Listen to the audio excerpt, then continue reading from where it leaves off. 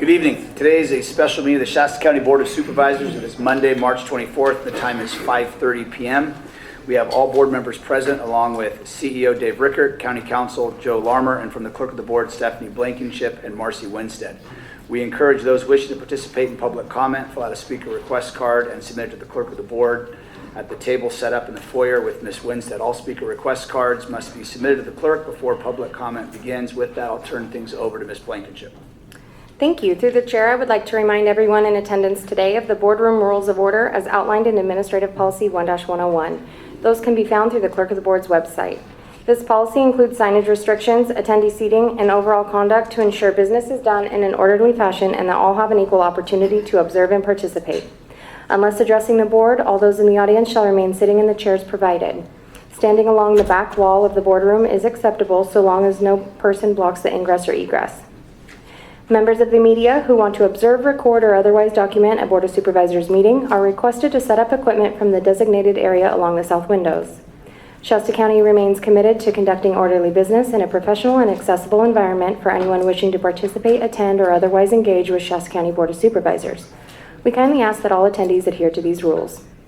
Please also be advised that the board chambers will be closed for the months of April and May. During this time, all Board of Supervisors meetings will be held in the Shasta Lake City Council chambers, located at 4488 Red Bluff Street in Shasta Lake City. We apologize for any inconvenience this may cause and appreciate your understanding. With that, I'll turn things back over to you, Chair. Thank you, Ms. Blankenship. With that, I'd ask everyone to please rise as Supervisor Long will lead us in the Pledge of Allegiance. I pledge allegiance to the flag of the United States of America and to the republic for which it stands, one nation, under God, indivisible, with liberty and justice for all. Thank you, Supervisor Long. With that, I want to again just at the very outset thank all the criminal justice partners for attending tonight's special meeting. I've been asked by a couple of you, and so if each of you would like to give a 3-minute recap just to bring anything else up that you would like to add to what you've already presented, or make any other statement or question for this board, we'll go through each of those individual agencies. 3 minutes, and again, if you take 4, that's not the end of the world. We're not going to, Stephanie will set the timer, but she's going to cut it before it dings. And then at that time, we'll bring it back to the board and start asking questions as each supervisor has compiled a list. And some of you may be asked to come up with another partner. As an example, like I met with DA Bridget today, and I'll probably have her and Ms. Jones come up at the same time to kind of ask questions collectively. So that's the format. If nobody has any questions, we'll go in the same order that we presented in before. So I see Chief Barner's here.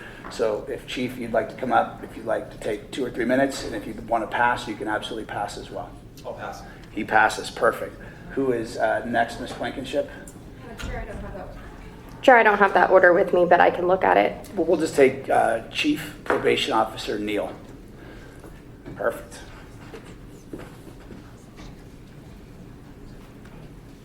Good evening, chair members. Tracy Neal, Chief Probation Officer. I don't want to take too much time, but I was here at the last Public Safety Forum meeting and really just talked and provided an overview on our adult division, our community correction center, and some of our population and information on our population. So I'm here and available to answer or discuss any specific questions. Great, thank you. Sheriff, if you'd like to come on up. I know Ms. Blankenship's looking good. Pass, great. Ms. Bridget, DA Bridget? Pass. Public Defender Jones? I will go ahead and pass. You're going to pass, all right. Ms. Fowler Bradley? I'll pass. Pass. We're moving. We're making great time. This is fantastic. And then Chief APD, I didn't know if I saw Collins. Is he here? I didn't see him. Okay, Chief Collins? Pass. There he is. Okay. There he is right there. Okay, pass. And then I think that's all of them, correct? That is correct. Perfect. Okay, so we're going to move at this time to questions. We will start Supervisor Long to my left. We'll start with yourself, so sure. Go ahead. Thank you, Chair Cry. I would like to call Tracy Neal up to the lectern. Is that because she took a couple minutes first? So I you're gonna didn't put her on? pass. Darn it. She didn't pass, so I figured she was willing to Okay. engage.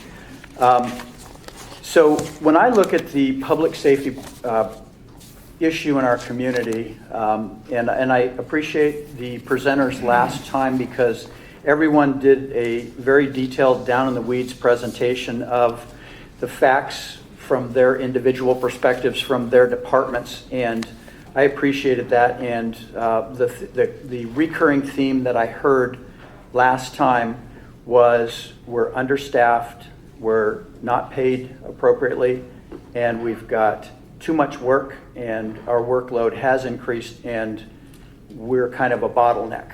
So, and I heard that theme especially from the district attorney and the public defender's offices, and completely understand that. So I don't really feel the need to go into all those minutia again to get to the bottom of what we're doing. We're all overworked, and the volume of work has tremendously increased. And so I wanted to take a little bit of a different tact, and that's why I asked you to come up. And I'm a board member on the Community Corrections Partnerships of the CCP and also the JJCC, if I get those all right. And so it occurred to me when I was sitting in a recent meeting of the CCP, which is for the adults in our community, dealing with the adult offenders, that we had every power player in our community in this meeting in attendance. The sheriff was there, the district attorney, chief probation, the public defender. We just had on and on the police chief. And so my thought process was to ask you a few questions about what we've been doing thus far as a group of subject matter experts that meet regularly to discuss public safety in our community, and maybe go down that path a little bit, and then I'm going to propose something with some of my questioning and see where we end up with that. Sure. So that's kind of my take on it. Can you tell me about the CCP and how long they've been meeting, who are the participants, and what exactly the Community Corrections Program actually does? Sure. So you're probably wondering why Tracy Neal is at the podium talking about the Community Correction Center, Community Correction Partnership. So I am the chair of the Community Correction Partnership. And just to give you a little bit of history, it was in 2009 that the Community Correction Performance Incentive Act passed, and it was referred to as Senate Bill 678. So it was in 2009 that really was the first step in strengthening community corrections, and that legislation created the Community Correction Partnership. And at that time, there were 14 members, and I can go through who those members are. Me, the chair, the chief probation officer, the sheriff, the district attorney, the public defender, the court executive officer, or somebody appointed by the presiding judge, a representative from the county board of supervisor or a designee of the board of supervisors, the head of the county department of social services, mental health, Department of Employment, the head of the Department of Education, so it would be our Office of Education here in Shasta County, a representative from a community-based organization with experience in successfully providing rehabilitative services to persons who have been convicted of a criminal offense, and an individual who represents the interest of victims.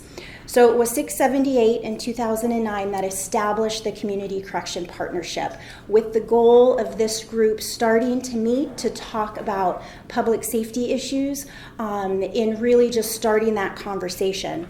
So in 2011, we had AB 109 realignment, and following that, we had the trailer bill, AB 117. And so what that legislation did is it designated that local community corrections partnership as its oversight entity of AB 109 realignment. Not just in regards to the funds that were going to be designated to the counties, but also really enhance their ability to really encourage and discuss community safety, public safety, and public safety departments kind of getting together. What AB 109 did, as well as AB 117, is it created the Community Correction Partnership Executive Committee. So we have the CCP, the Community Correction Partnership, from Senate Bill 678 in 2009, and then AB 109 in 2011 and AB 17 enhanced that, wanted this committee, along with creating an executive committee, to work together in regards to public safety when it comes to the adult population. So the executive committee consists of 7 members.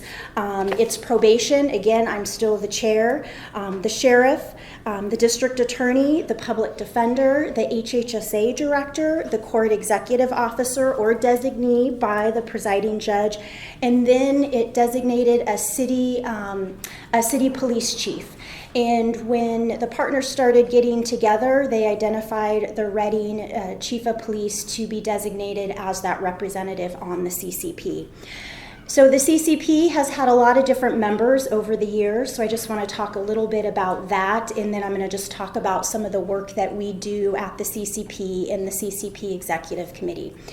So myself, I was here in 2011, but we had a different chief probation officer, and it was Wes Foreman. And so he started leading the Community Correction Partnership Group and then led the executive committee. I joined in 2012 and became chief in 2013 is when I stepped in. So I'm the second longest member of the group. Melissa Fowler Bradley is the longest member of the group and has been on the group since it originally started. We've had 3 different sheriffs. We've had Sheriff Basenko, McGreeny, and now we're fortunate to have Sheriff Johnson.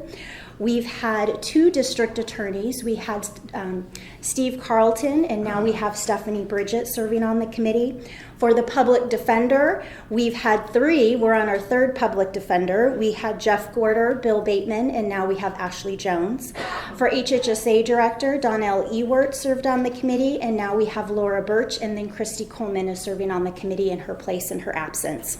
For the city of police, we had Chief Paletti, who played an integral part in some of those original planning meetings, and then Chief Moore joined us, Chief Schuler, and now we're fortunate to have Chief Barner join the group.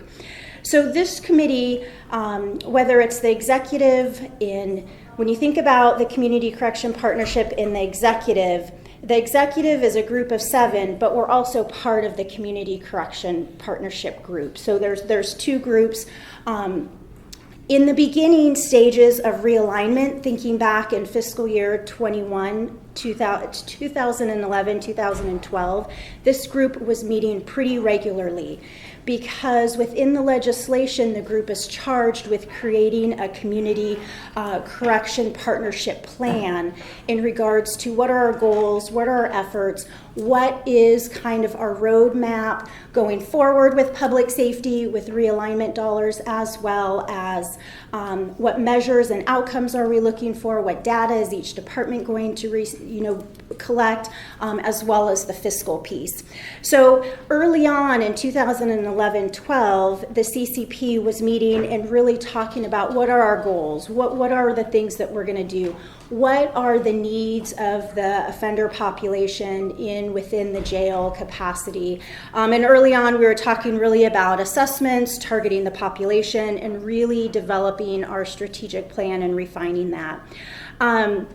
So through this committee, they developed a community correction plan, which has been updated and is approved by our Board of Supervisors. And so it was approved in 2011, 2012, 2014, and the last time the plan was before the committee was in 2020. That was the last time, and we like to look at the plan every couple of years and make any revisions, but I will say the plan hasn't changed much from when it originally was approved by the committee back in 2011 and 12. The plan consisted, when it was originally passed, of 3 different strategies. That's the one thing that has changed. We have added a 4th strategy, which is really to include prevention and looking at the youth population and really working on some crime prevention activities. And so I can read to you just a couple of things regarding our plan. This group is very active early on, and I was asking one of the captains, Chief Paletti was insistent. We met every 3rd Wednesday, and meeting at 3 o'clock wasn't enough, and I think he changed the time to 2:30. And so we were meeting the 3rd Wednesday of every month from 2:30 to 5. Lots of great conversations. It is a Brown Act meeting that we do publish on the Probation Department website, all the minutes, everything. And so it was really probably when Chief Moore was leaving and Chief Schuler was coming, that we were doing pretty good with our meetings, and so we really took a step back, and now we usually meet about 6 to 8 times a year instead of 12 times a year. The other thing that the Community Correction Partnership does is we publish an annual report. Within our plan, we have some data outcomes that we're looking at. And so really it was in 2018-19 about that the Community Correction Partnership decided that we wanted to publish an annual report that included data and really included a lot of information in regards to how we were spending our realignment funds. And so the group is very active. We had a meeting last Wednesday, March 19th. This item, the Public Safety Forum, was agendized. We did talk about that. We did talk about strategies, goals, as well as next steps forward and some of the areas that we want to focus on. And part of that will be us taking a look at the plan again and updating it accordingly. So I hope that's helpful. I can go through some of our strategies. Don't go anywhere yet. Okay. So here's what my thought on this, and it's a little bit of a different take on this, in the sense that CCP has been meeting for 13 years and strategizing with all the players that are heads of their individual agencies in the public safety arena. And one of the things when I was on the campaign trail, I had a difficult time coming up with actual crime data through analysis to know exactly where we are. City of Reading has maybe a little bit of that too, but not quite maybe as much as the county.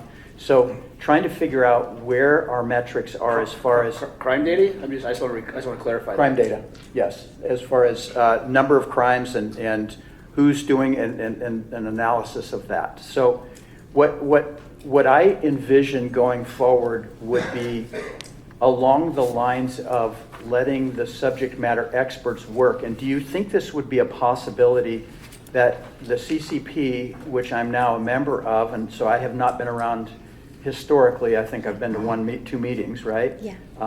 But is this something that we could address, getting meaningful crime data and something that we can actually use, and then strategize as a group in the CCP to prioritize law enforcement and safety given very constrained resources? And I know, and I said it at our meeting, it's kind of like asking to do more with less, but it may be more like doing things more efficiently, and we can all brainstorm to try to get that needle moved in that direction. So that's what I would envision going forward a little bit. And is that something that you would see as a possibility with the CCP? If I'm now a board member, but Yeah. Could we go along those lines or have those discussions to try to, with our brain trust, figure out the best solutions going forward with crime in our community? Yeah, I think that's definitely something we can do. In our annual report, we collect a lot of data, but really it's related to our activities. And so I think the CCP members could come up with some very specific measurements that we want to collect, maybe in regards to arrest rates by the law enforcement agencies with misdemeanor and felony cases. We have some significant data when it comes to jail bookings and really analyzing that to look at ways that we can better understand that population. Sheriff Johnson is aggressively working to boost his alternative work program. I think that's another area that we can dive deeper and look into some data and have some good conversations about some strategies that we can take as a group and really identify some top priorities.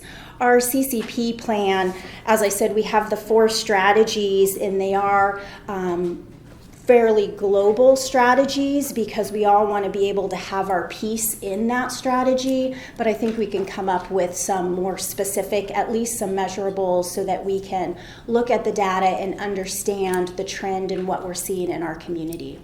No, I think that's awesome. And what I would like to say is that maybe me being on the board and assigned to both committees for the juveniles and the adults, I could help facilitate that and help establish that relationship with all of the department heads in our community that are tasked with public safety and the Board of Supervisors to try to mobilize limited resources and try to help redirect those as could be efficiently applied. And so I think for my take on this, and I do have a law enforcement background, career police with RPD, so my take on it is there are a lot of players in this arena, and if any one player is bottlenecked, I think is the word the DA used. Yeah. If any one player gets bottlenecked. Hey, Supervisor Long, I got to stop you really quick. Council Armour, help me with this issue, because I'm feeling like this is crossing over into almost a Brown Act when we're talking about. So the CCP is a Brown Act body, and we're crossing over into the business of the CCP, and this isn't agendized as a dual meeting of the two bodies. Yeah, and it almost feels like it's going sideways from what the intent of this meeting is, quite honestly. Okay. Well, then, so I'll leave it with this. I would like to have a relationship with CCP, and not getting into CCP proper, but that CCP could help us prioritize public safety in our community. And is that something that could be a possibility? Yes. Okay. As a follow-up, as we're talking about crime rates, because correct me if I'm wrong, but and this is something I was going to bring up later, but as we're talking about crime rates, as I look from the California Legislative Analyst Office, that's one of the places that Board of Supervisors tend to get a lot of statewide data broken down by county. And from here, Shasta County Sheriff's Department as well as Reading Police Department did not report their numbers in 2022, and that's the most current data we're looking at as a state. The only other 2 agencies of any kind of jurisdiction or size are Santa Ana Police Department did not report June through December, and Lodi Police Department did not report. So there was 4 agencies across the entire state of California that did not report their crime data. And so as you're talking about this, Supervisor Long, did you look up the crime data as recently as reported as 2000? Well, I couldn't find the data. That's where I was making that point, which is if it wasn't reported. But I'm not in law enforcement, and I found it. Yeah. So 2022, the crime data was not reported by the Sheriff's Office or RPD in our own county. And we're talking about the Chief Neal, did you know that? So we are responsible for reporting some juvenile data, and our struggle is the inconsistency of data from different entities being reported and reported. I'm just curious, did you know that RPD and the Sheriff's Office of Shasta County did not report their data from 2022? I am not familiar with who those agencies report their data to. I know there's a number of agencies, a number of entities that data is reported. Another thing I might add is that RPD switched over some of their crime reporting stats from the FBI database, and we could ask Chief Barner about that. Well, yeah, I mean, that was one of my questions, but I'm I pale in comparison to your knowledge and background about the reporting of municipal agencies or probation, but as I heard that presentation for the CCP and started to pick up on where that was going, it's troubling to me that we're talking about some of this stuff and yet there's low-hanging fruit. So let's go ahead. Supervisor Plummer, you're in queue for a question. Go ahead. Yeah, I just wanted to follow up on that. I just want to get to answers. Like, I don't want this to be a touchy-feely, let's all leave and feel good. It's like, I want to get to the bottom of it. People are here. We got to get to the bottom of what we need to know. Supervisor Plummer. Yeah, I think for me as well, the data component on those kind of ultimate outcomes, which is ultimately I think we're all here because we want to improve the safety of the community, and so seeing crime stats go down over time. And I think that has been a challenge. There is another data source to the federal government, which is the UCR system, and they do have 2023 data, but our data is incomplete in there, so there is some data there. But that is part of the challenges, I think, and sometimes from what I've understood is that the data in different sources is different, and so it's hard to know. And that partially is each body is determining how they want to define certain crimes.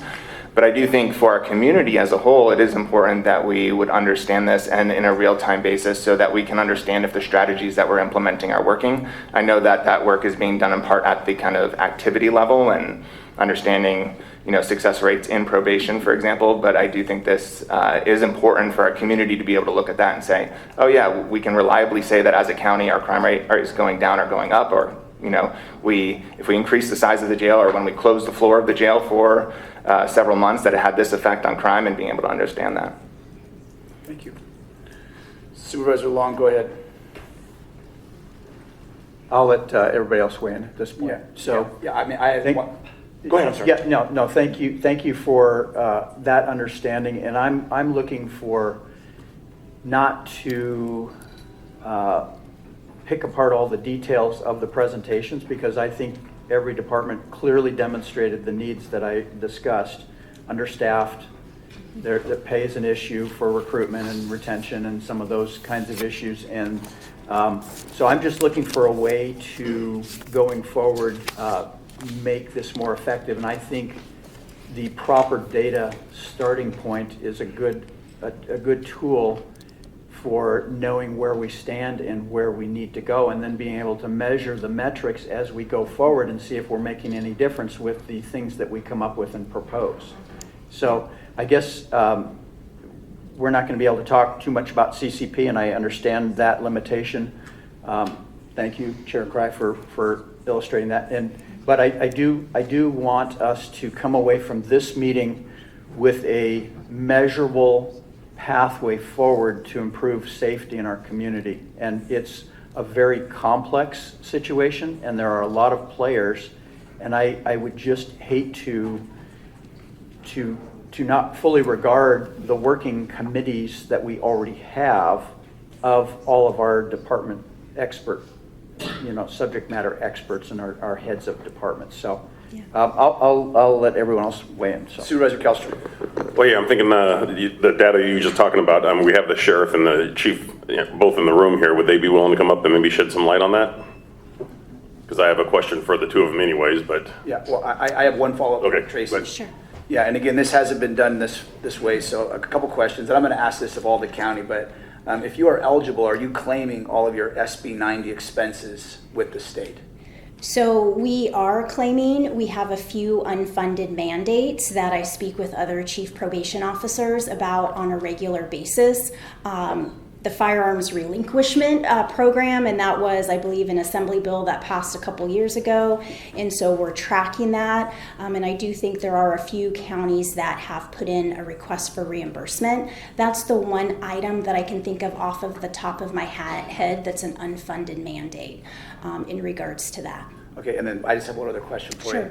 Is, and again, this is a little different because we sit on the Youth Option Shasta Board, but the diversion component of this is what's probation's commitment overall to diversion in the community, especially with youth ages, let's say, well, 3rd grade through 18 years old. And I know that your office will call individuals up to 25 years old kids, which we've talked about that. Yeah. But, I mean, but what's probation's commitment in terms of diversion to youth going forward? Yeah, so I would say we have a pretty big, I don't have my juvenile data with me, but we have a pretty large population of youth that get referred to us and enter into that diversion status. And I know we've talked at Youth Options, you know, several years ago, kind of pre-COVID, we were seeing a lot more kids referred to us that were eligible for diversion. In the last few years, we've seen that population decrease, and it's really just what's happening in our community in the types of crimes that are being referred to us.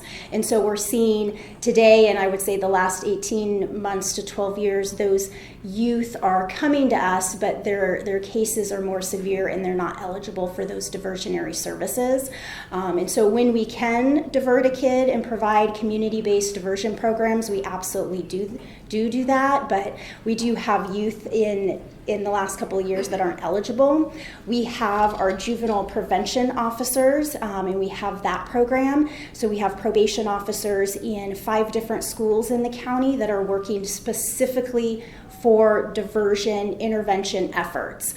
So we continue to participate in that, and we've seen a lot of success with those officers, as well as the schools really enjoy them because it's not really probation services, it's a probation officer working on campus, engaging with youth, providing families resources, being available when schools have disciplinary issues in order to intervene and provide support for that. So we're fairly committed to our diversion.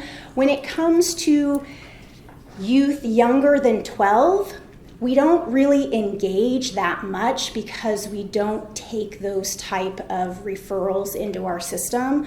We do work closely with child welfare, and we do participate on a number of committees that involve younger kids. And so I'm regularly at the Shasta First 5 advisory meetings, really talking. And I think this is more, I mean, because there is this coordination. But what I'm going to do is I'm going to challenge you, but I'm not going to do it now. We're going to do it later because on page 9 of the annual budget for what is the Juvenile Justice Crime Prevention Act, which is the block grant, on page 9 in your annual budget, you're getting $167,000 for diversion. And out of the 84 youth referred, 60-something were referred to Youth Option for a contract of $15,000. When I actually asked for the data, Youth Options is getting paid $4.16 an hour for that diversion. And what's troubling to me, Chief Neal, is we're talking about some of this stuff with diversion. And as I've drilled down to the numbers, and really, literally, I've been working on it up until like 4:30, 5 o'clock today, I think it can't be that important if we're funding it that low. But we can go into more detail about that later, but if you want to respond to that. I do. So Youth Options is one of our referral sources and one of our contracted providers when we think about diversionary services.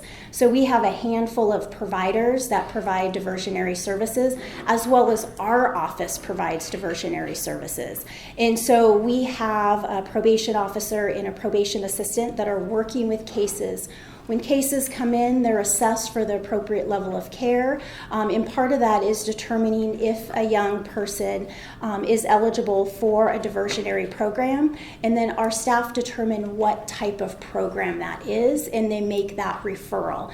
And so Youth Options is just one of a handful of programs that we refer kids to. Yeah, I mean, I just feel that if the best way to keep people from that being a part of the system is to head that off before. So that's something we're going to have to address later, because if we're serious about this, and this board just voted, 5-0 to give $2 million to raising Shasta Youth Options, and then, in that core CORE group, that, probation, I think, really has to play a bigger role in that if we're going to really look at diversion. Supervisor Plummer.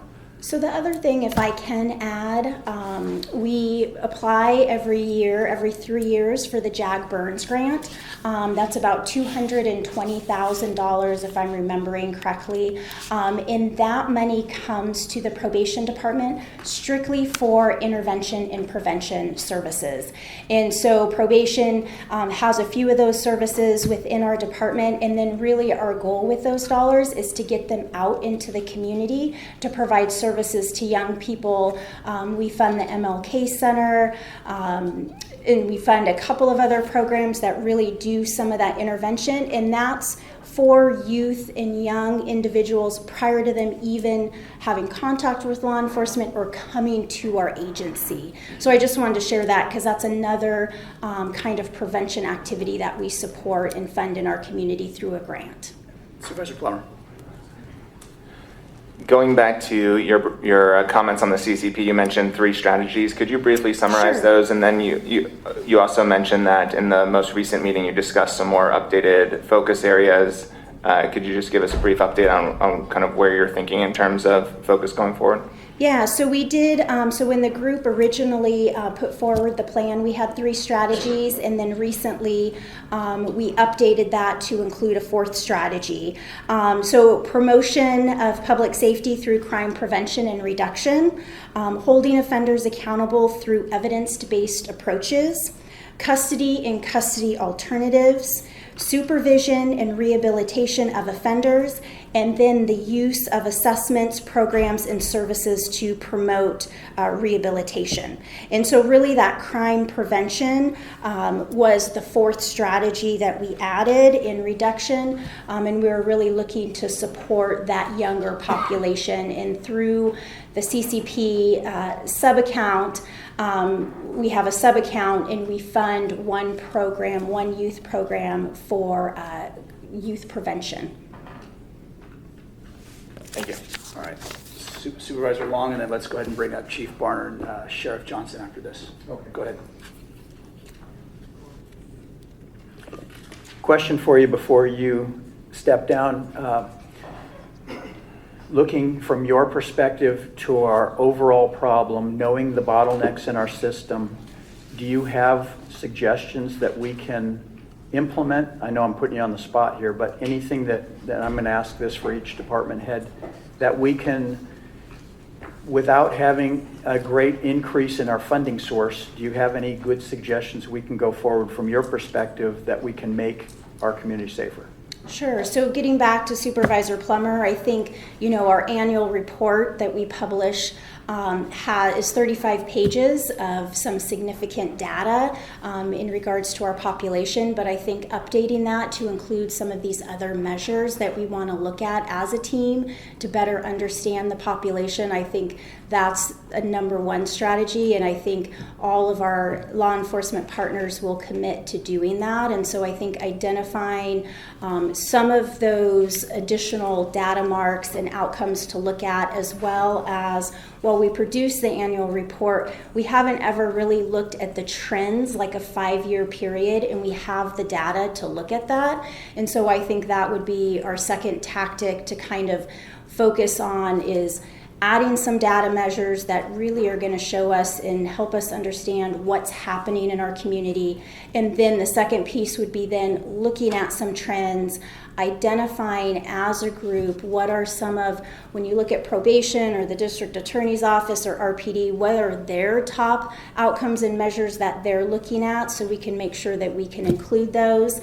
And then I do think, Supervisor Long, with the group, as we discussed, I think there are some ideas that we can talk about to make some improvements.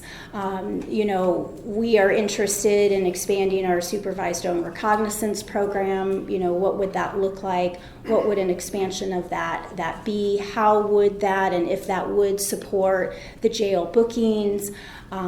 Sheriff Johnson and I were recently talking about our pretrial assessment, and his staff have access to that assessment. I think it's time to kind of revisit if that can be a part of their booking process. So I think there's a handful of things right off the bat that we can start working on. Perfect. Thank you. Appreciate that. Thank you. All right, if Chief Barner and Sheriff Johnson want to come up, that'd be great. And maybe we would just start with the question about, because I think Supervisor Plummer alluded to it, the data source that he looked towards. I know it sounds like Supervisor Long was looking, and for me, I tend to turn to the California Legislative Analyst Office stuff, and I work in conjunction with Jen Rossi and then CEO Rickert to get that data. So if you can articulate for us, Chief, about where you report your crime data to and some of the questions that Plummer Supervisor Plummer had asked. Yeah, I'll start with, I echo your frustrations in trying to find crime data because in 2022, 2023, there was a major change in how we did our reporting, all law enforcement agencies across the nation. So as you indicated, it was the Uniform Crime Report, and that's how all data was given to the federal government, and that is how everybody received their data and put on their websites. 2022, 2023, it was actually May of 2023 when we converted over to NIBRS, which is the National Incident-Based Reporting System. So if you look on our website, which if you go to the Reading Police Department website, go to the statistics, crime stats, we have it broke down into two different sections because of the change. And in 2023, we have asterisks there to say you have to look at NIBRS and you have to look at UCR and combine the two to get the data. The good thing is now we're on track.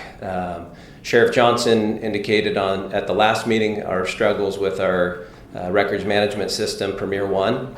Continues to be a struggle for us at the Reading Police Department and all of our agencies to report crimes, to report to the NIBRS data. It's just not an easy system to work with and for our staff to work with.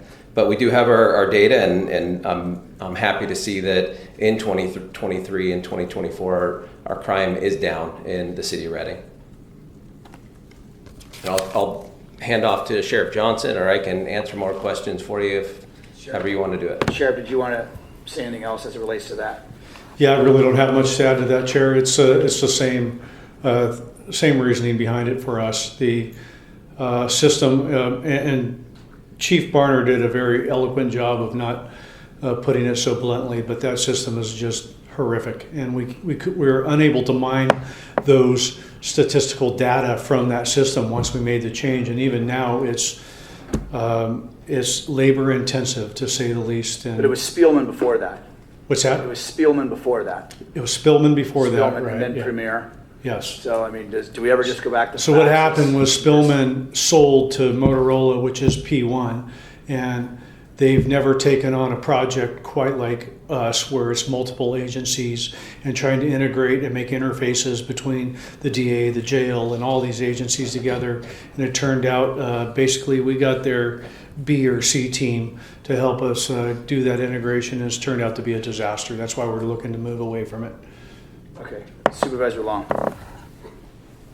Thank you, Chair Cry. And Chief Barner, you and I had previously spoken about the difficulty in gathering crime statistics and making a meaningful analysis from that based on the transition of the two systems. And so it was a little difficult for me to try to really get a handle on this. And that's why I brought up this topic about knowing where we're starting, because I think if we can to know where our crimes are being committed, by what demographic, by population, all those kinds of things, what type of crimes we're dealing, then we can be more effective going forward in developing plans to strategically attack those statistics that we get. But if the statistics are rough to begin with, then we have trouble in that arena. And so I look forward to that going forward, that at least we can get a benchmark for our crime stats.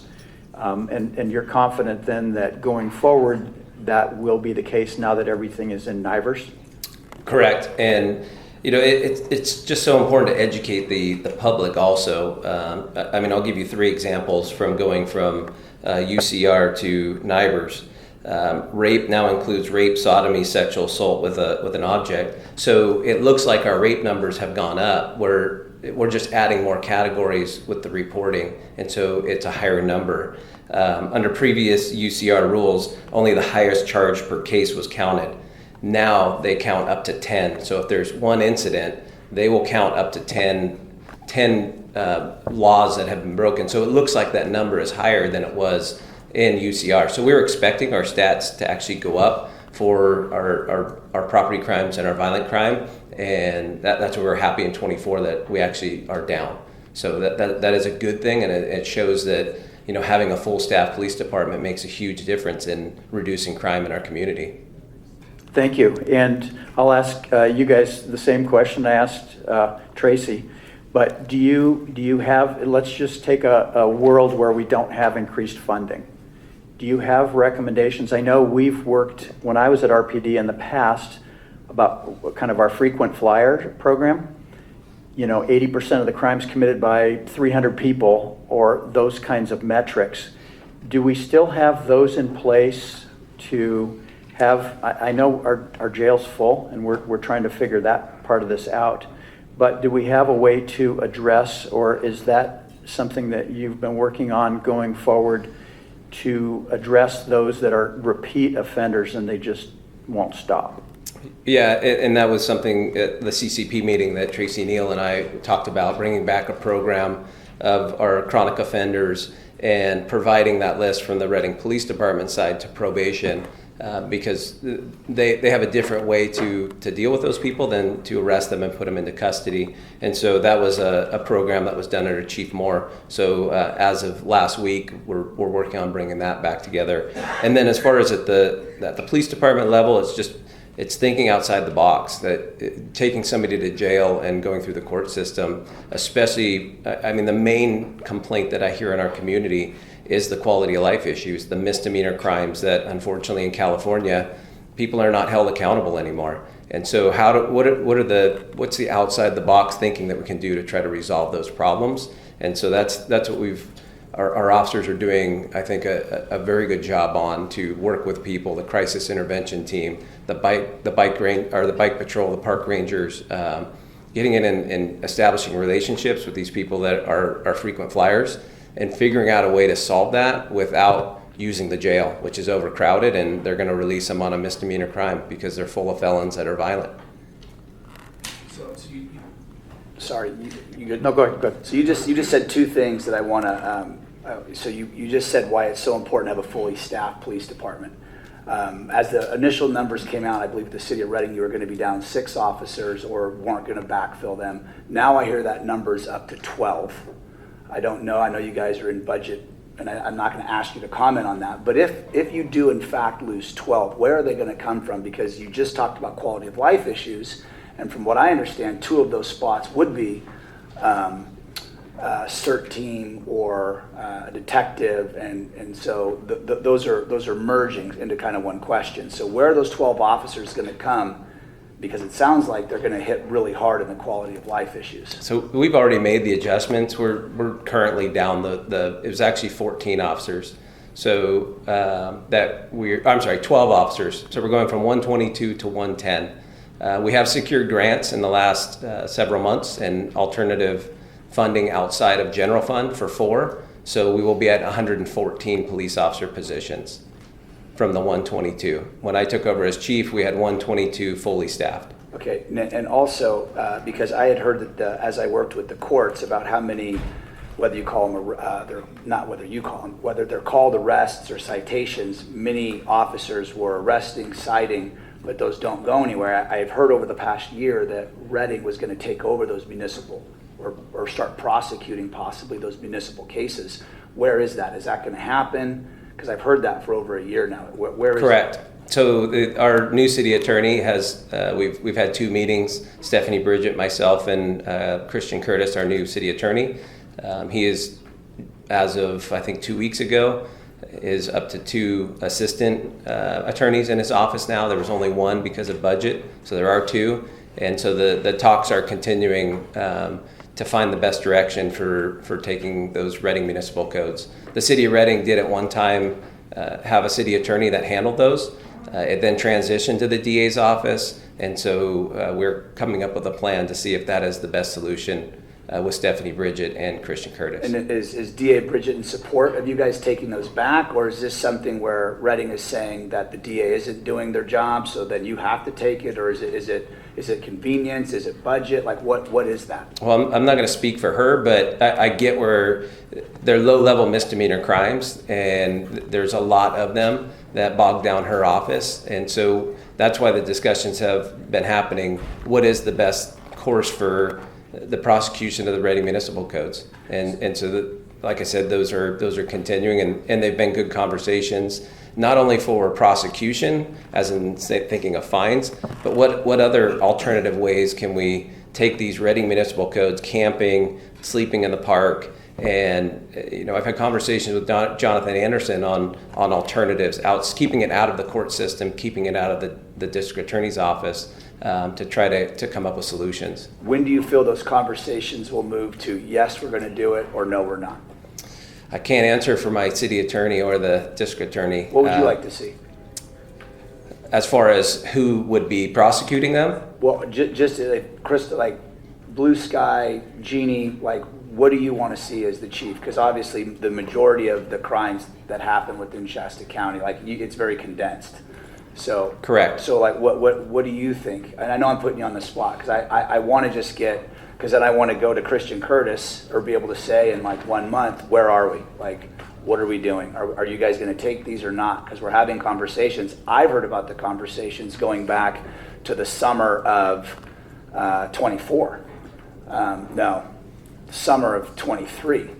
So we're well past a year since I first started hearing that, and that's why I'm curious. Well, the only conversations that I'm aware of are when the new city attorney came in, because our past city attorney, Barry DeWalt, was not in favor of taking those back. Well, and that's what I had heard. Yes. And then, so when Christian Curtis had started, I'd heard that was possibly going that way. That's what I'm curious. And I'll Supervisor Plummer, you were in queue and accidentally booted you out. So Supervisor Plummer, did you have a question for Chief Barner? Thank you. Yes. Sir. Yes. Going back to the chronic offender program, do you have a sense, and I know it sounds like you're kind of looking into it again, and countywide even, what we think that number is in terms of the number of people who are chronically committing crimes? Without pulling the data, I mean, I told you when I came to the last meeting that I think there were 5, I have it in my notes, 5 that committed 190 arrests during the year. Don't quote me on that. But yeah, so those 5, we definitely are focusing our attention on, because it's not only the criminal justice system, it's also the hospitals and mental health and all of our services that we have out there. And so if we can come up with solutions to get those people to quit committing low-level crime, that'd be great. Great. Supervisor Long. Oh, you had another one? You had a follow-up? Yeah. Oh, go ahead. Yeah, I know. At the last meeting, we heard our felony filings, and they were, really high relative to our population. My sense is that our arrests are very high relative to, the size of our population as well. Is that when we look at how many arrests, kind of as a county that we're doing, is that similarly high relative to other counties that have a similar population? I did look at the data from the others. Again, it's difficult because it's reported to the state and to FBI, and so the data is not consistent. Our data for arrests is not. We checked our own numbers and it wasn't right. I will say that we have a very proactive police department, and our officers they go out and they're very busy, and so we do have a high arrest rate because they're out there stopping cars and doing what I think the taxpayers in the city of Reading want their police department doing. And so we do have a high number, and we provide a lot of work to Sheriff Johnson and DA Bridget. But again, I think that's what our community wants their police department doing. Right. Yeah. And yeah, I agree with that. What I'm trying to figure out is kind of because when we look at our felony filings, in the last presentation, we had the same amount as counties with a population 2.5 times the size of us. And so where in the chain is that? Is that just that there's a lot more criminal behavior here, or is it that we're prosecuting more cases or arresting more cases? And it sounds like it goes back that there perhaps is a lot more criminal behavior here. Yeah, and I think you do look at communities that they don't encourage their police officers to be out and be proactive. And so they don't want, we've had officers that are lateral police officers from big cities, and they do not encourage their officers to be out and be proactive. They sit and they wait for the calls, they're reactive. And that is not the police department that we are. And so I think that's part of the reason. And we do have crime here. And we always have. We've been here for 28 years. It's a busy little city, but we have a great police department, and we do take a lot of people to jail. Thank you. Supervisor Long. Chief, back when I was at RPD, certain arrests would, so let's just say somebody gets arrested for a burglary or whatever. Then a warrant gets issued because they don't show up to court. And then they get arrested on the warrant. We used to cite and release them on the warrant, give them a new court date. They don't show up for the court date because we don't have space in the jail. Don't have accountability that way. And we keep rolling those over, and those all count toward our arrest stats. Can you talk about that a little bit? Yes, lots of repeat offenders. You know, and anybody that follows our Facebook page knows how many people we arrest over and over and over again because of the system and the way it is. So it does affect the numbers and makes it look higher than typically an agency that has a larger jail and can hold people longer until they go to court. And that's where, you've read my mind, that's where I'm going with that point, which is once we get accountability for our crimes and we have places to hold people accountable, then they are more likely to show up to their court appearances, and that starts to drop the stats of that continuous cite and release that we were all involved with. And it was very frustrating for the officers, and in fact, actually kind of demoralizing to be arresting the person 4 or 5 times for the same crime. Yeah, and as time has gone on since you've retired, now we have the issue with the courtrooms, which we never had before you retired. And so the court, they don't have judges, and so the cases get dismissed because they can't get into a courtroom, and so they either need to be refiled, or if it's a misdemeanor, then the case is done. And so that's extremely frustrating also. And something that in your days of RPD, I dealt with the same, but it's a different aspect to the court process now, which cases get dismissed or have to be refiled, which then creates more work for the DA's office to come back and file a felony case because there wasn't a judge or a courtroom available at that time, and it timed out.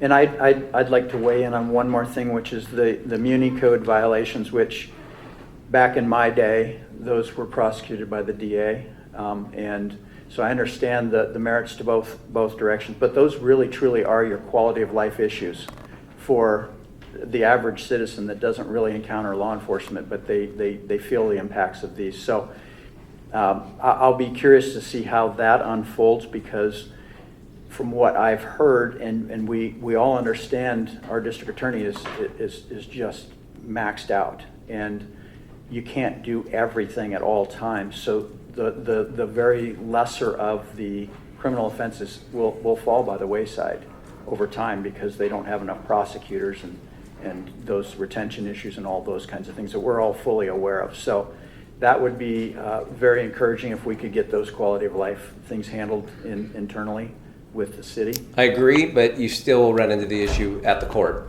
They still have to go to the court, whether the DA or the city attorney is filing those cases. So, and it bogs down the court because there are a lot of them. And so what is the solution? It's getting it out of the court system and coming up with alternatives for these low-level crimes. And I think that's what Sheriff Johnson is working on. I think he has a good plan for that. Ms. Fowler-Bradley, is there anything, do you have any comments to that at all? Because as they're talking about the courts, I just want to give you the option if you want to come up and articulate anything. If not, it's okay. Okay, great. Supervisor Kelster. Okay, this is a little anecdotal, but since you're both standing there, so the ACID is about to fill their canal here shortly. They have a huge homeless encampment on the south side of Canyon Road. They called RPD out. RPD said it's not our jurisdiction, it's county. I sent the pin drop to Sheriff Johnson, and thank you very much for getting back to me on that, and Troy Bartolome, and they both said no, that's City of Reading jurisdiction. So I think you had another officer come by today, drove past it and said no, that's county. So since you're both here, I mean, this is a simple problem we can probably work out together. But all these other are pretty big issues, but can we work on that? And I don't care if we send both teams out there, but I don't think that's the first time that Sheriff Johnson and I have had to step in and say, we will both go and we'll take care of it. thank you so much, appreciate it.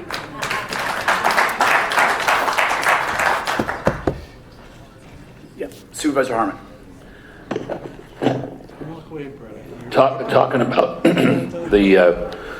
the judge problem, and I appreciate that information at the last meeting, Mrs. Bradley, that you gave us. That was very informative. But is there anything we're all collaborating, we all want to try to solve problems, that's what this is all about. Is there anything we can do as a countywide to press that issue. I think you said we were 4th in the state to get a new judge. No?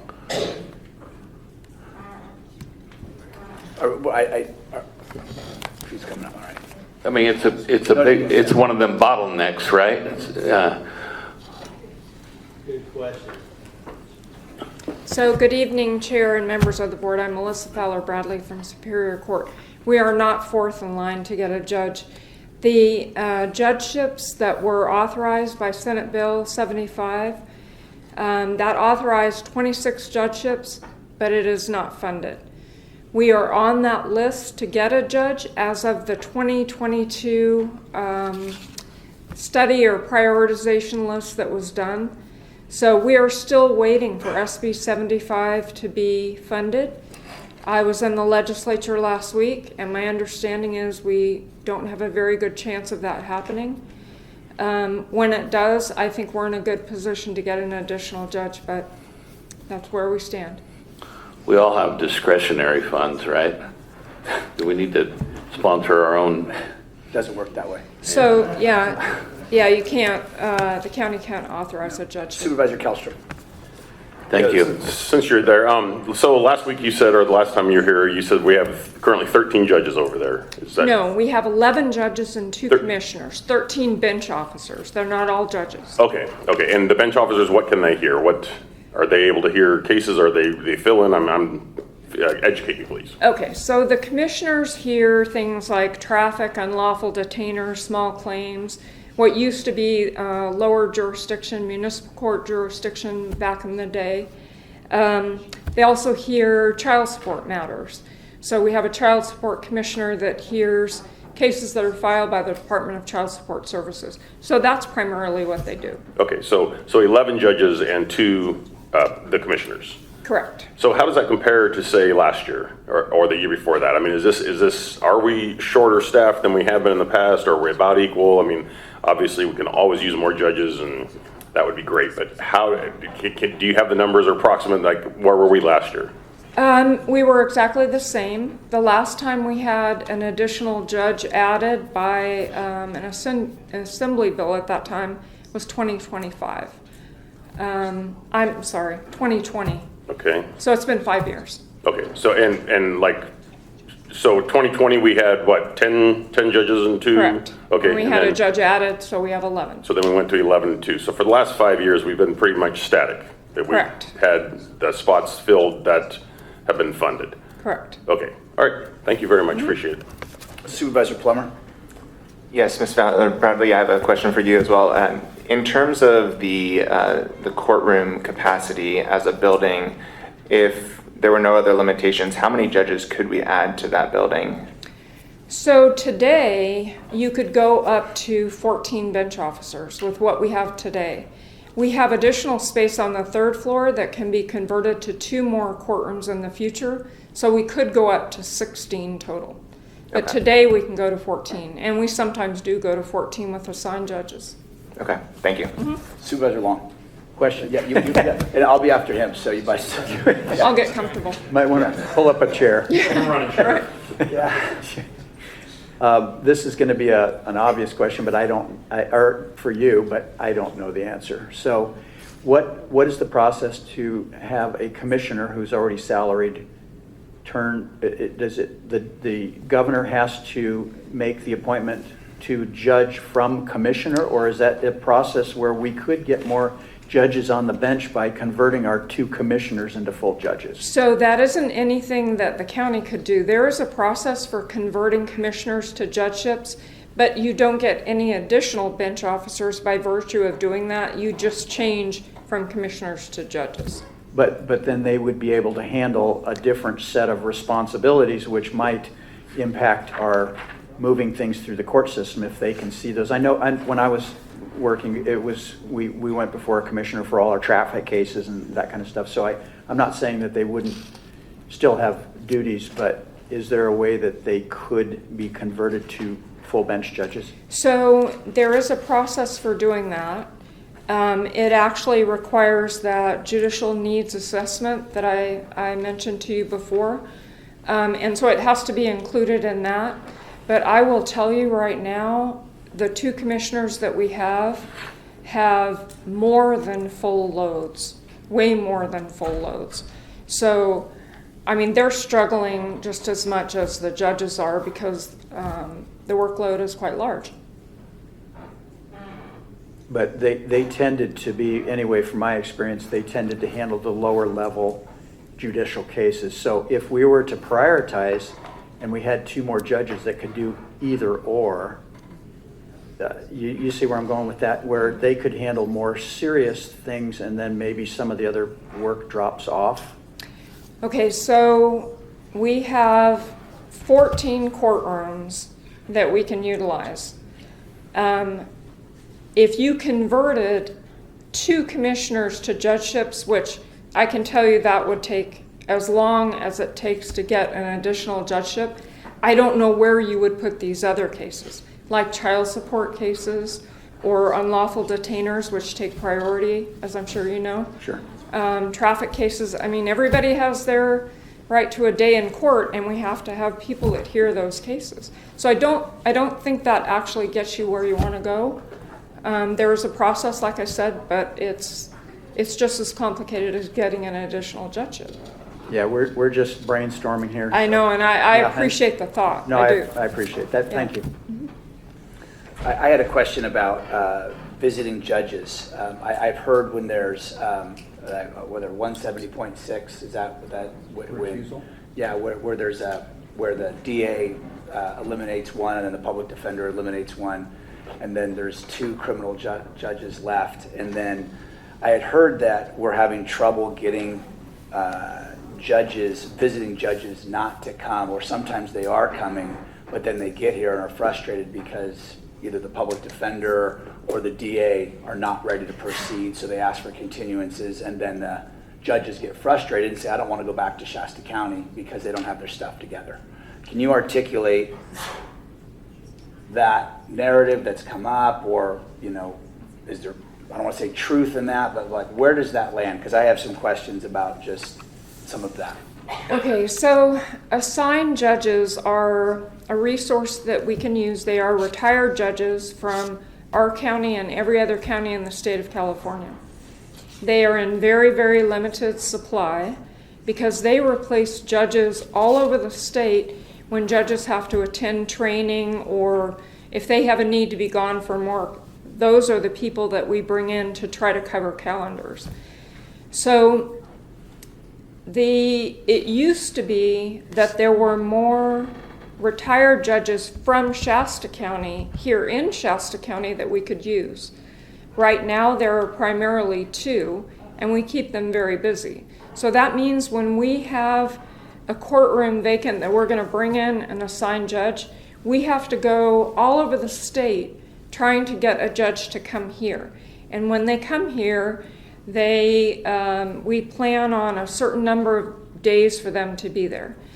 And what happens is, if they're assigned a trial, if something happens with that trial and it doesn't go, then if we don't have another trial to put in behind it that will meet the time frame that that assigned judge is there, then we have a problem. And so just as if I canceled on that judge or that judge canceled on me, it kind of throws everything into disarray. We've planned it. That's what we brought in cases so that we would utilize that particular resource. And sometimes it just doesn't always work out that way. And that's when we have to cancel on assigned judges. And if they've come from a long ways away and we've booked them for 2 weeks and they could have taken an assignment in another court, then of course, for the judges that want to be working all the time, that's kind of a problem. And I understand that. Is that happening with any regularity here in Shasta County? No, I wouldn't say it happens with regularity. We're constantly trying to bring judges in. We have about 44 judges that we routinely go to try to get them to come sit here. Of the 44, there are about 27 of them that they may be available, they may already be booked elsewhere, and we have others that just don't even respond because they're so busy, they don't take our assignments. Okay, so there, it doesn't sound like there is a lack of judges then.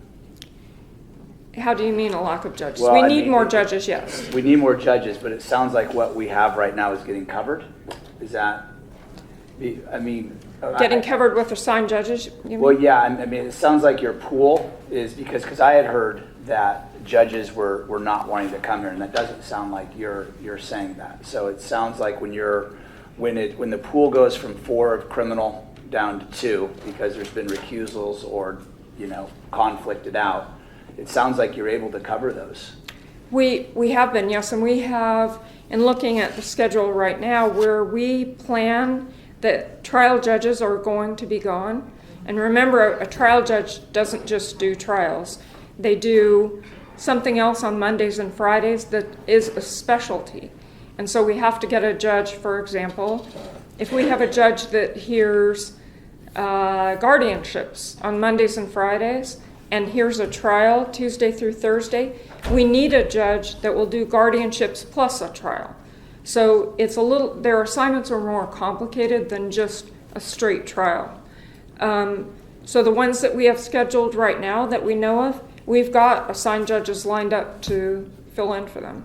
Okay, that's great. And then I have one other question. Like, are the courts? Because I had a case where correct me if I'm wrong, but family law and civil law don't have a connection. So there was a constituent of mine whose grandchild was severely abused, is returned and then returned to the other parent, then abused again, prosecuted again, and with a DUI accident. And now this child who's 8 years old, who's been in massive trauma therapy since they were 4, is now going back to court a third time because dad is going to get unsupervised visitation again. And it was conveyed to me that family law and civil law don't have a link where you're able to, and Miss Bridget, if you want to make your way up, because you heard this conversation, so come on up, because I want to understand the link of where, like, what is the court able to do to ensure the safety of children, or is there not a link that's made with the courts because you have to separate family law versus civil law? And I'm just trying to understand that gap. Because I struggle, because this constituent's somebody I know. It's not super personal to me, I just know the story. And I'm trying to understand, like, when I asked DA Bridget about that today, she had some thoughts, and she said I could ask you about that link and what possibilities what can be done, I guess. Okay, so information in our case management system, where there is confidential information included in a case, it is not shared. So unless somebody has the ability to have access to that case, somebody else couldn't get it. It sounds to me like, I don't know if you're talking about a family law case, and I don't know what civil case you're referring to, or if it's a criminal case. But if you're asking if the DA has access to our information, the answer to that would be no. Okay, so DA Bridget, can you come up and just help me understand, like, so does that link, like, how does that link in the court system not exist to protect the child? Like, I don't understand that. Like, help me with that. So, and maybe I'm not posing the question correctly. certainly. So our case management system and the court's case management system are different. We have e-prosecutor, and they're on Tyler Odyssey. So the only way we can get access to their information and them to ours is if we agree and build links together. And in the process of us each going to our new case management system over the last couple years, we had all those conversations to find out what are we legally entitled to have under all the different confidentiality rules, and having a direct link to see family law cases, even civil cases, that's not something that we are entitled to just have access to under the law. So there is no link built between my system and the court system as it relates to family law or civil law. Okay, and then is that Is that based on, is that just based on just law, or is that based on just even a preference of the courts and the DA and how that? No, that's Yeah. law. I mean, it would be great to have access to that because we could find potentially information that could help, but. Yeah, I mean, isn't that just an incredible breakdown of the system? But because of confidentiality and the laws in California, we can't have access, direct access to just view those whenever we choose to. Sure. Yeah.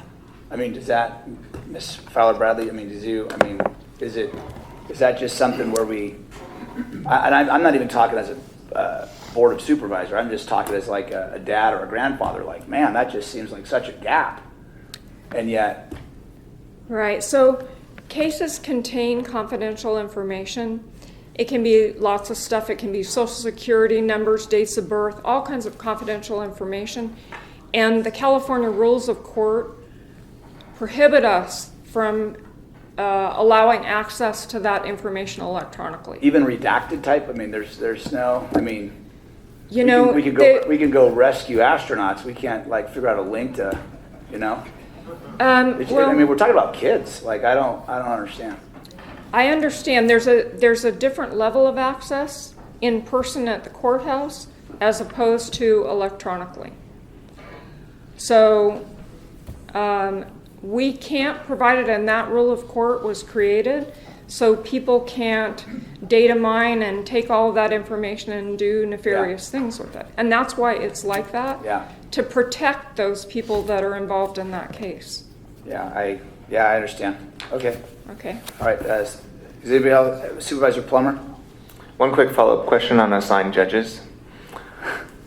It sounds like that we can only use assigned judges, like go out to that pool of 47 or so, if we're trying to cover an existing judge's space on the court. For example, we can't say, oh, well, we'd love to, we have all our judges who are already, here and they're working, but we'd love to add kind of supplemental capacity right now using that pool. We can only use them to cover existing placements who are absent.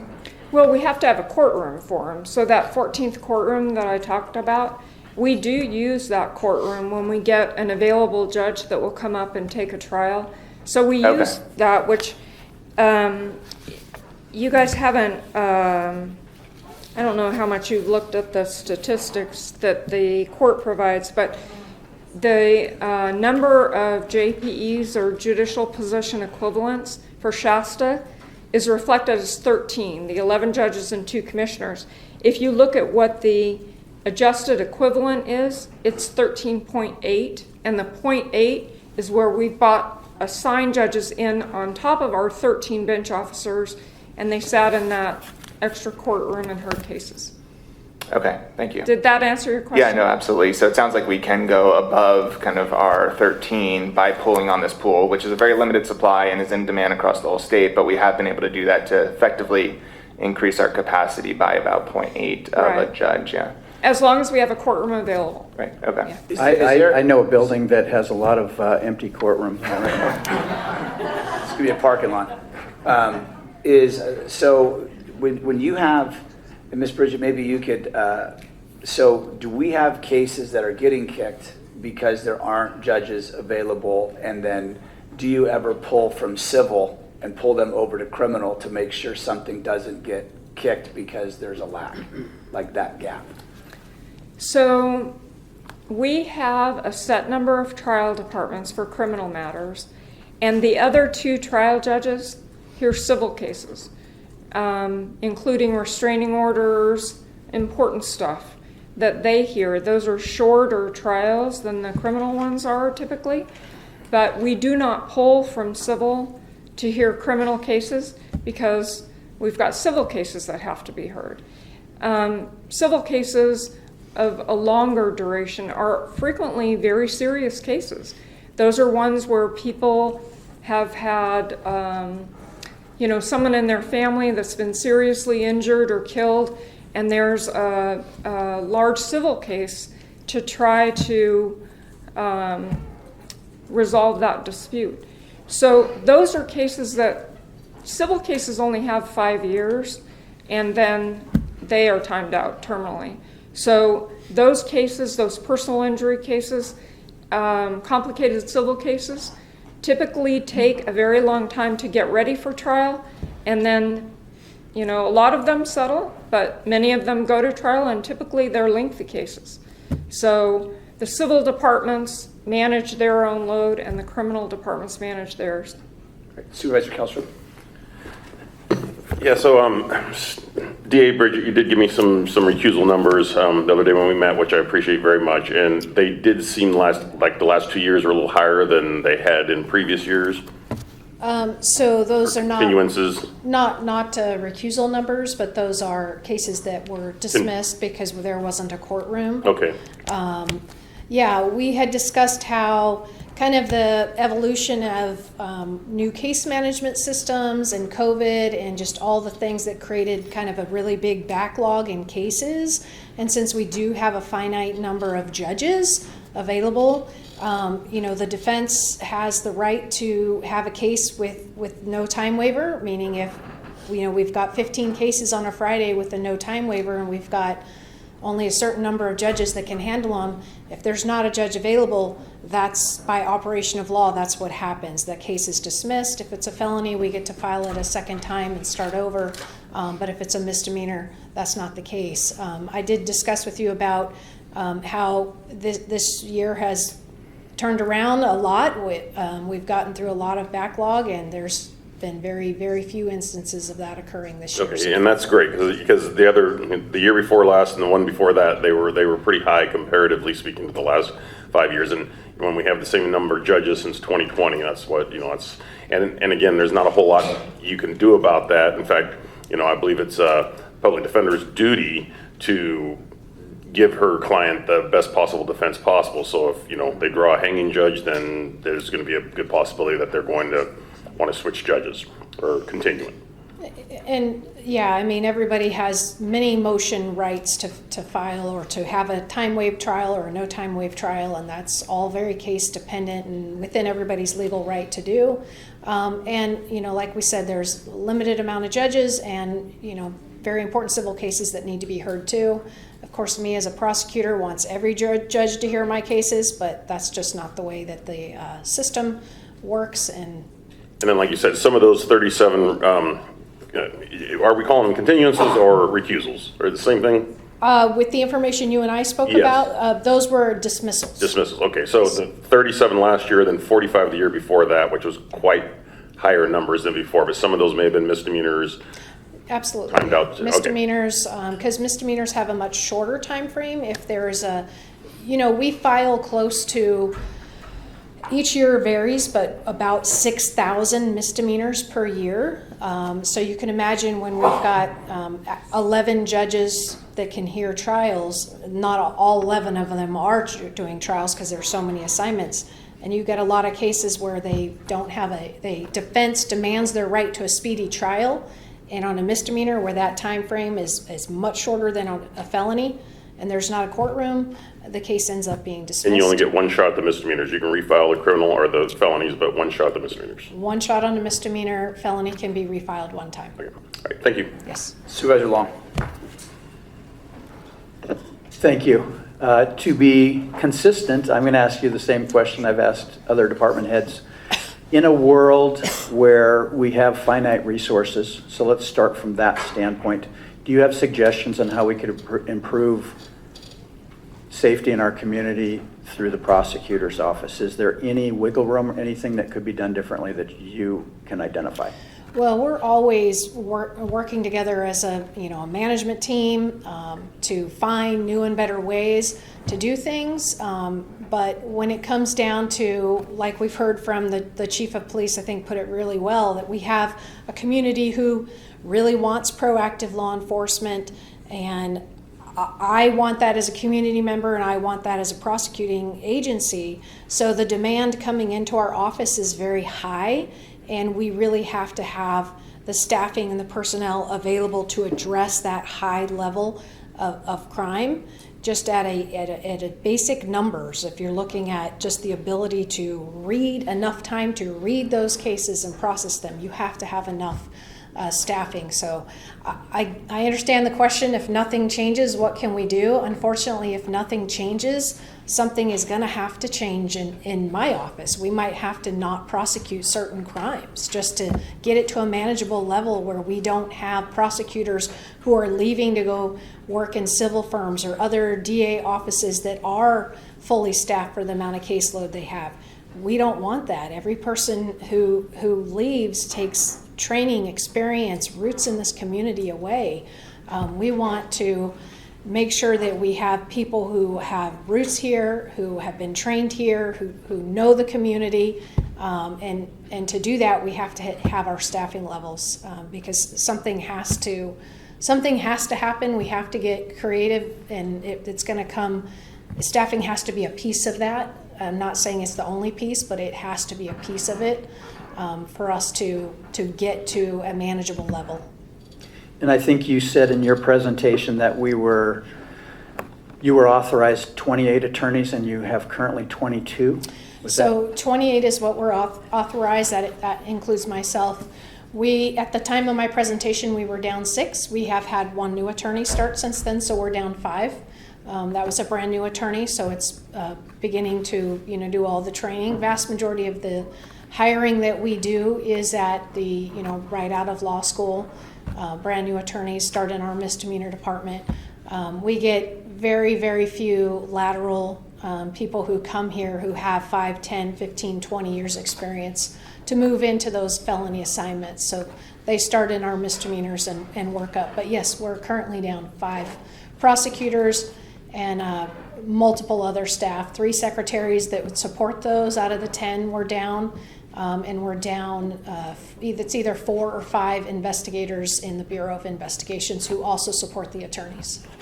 And I understand pay is an issue and attracting attorneys, but let's say you're down 5.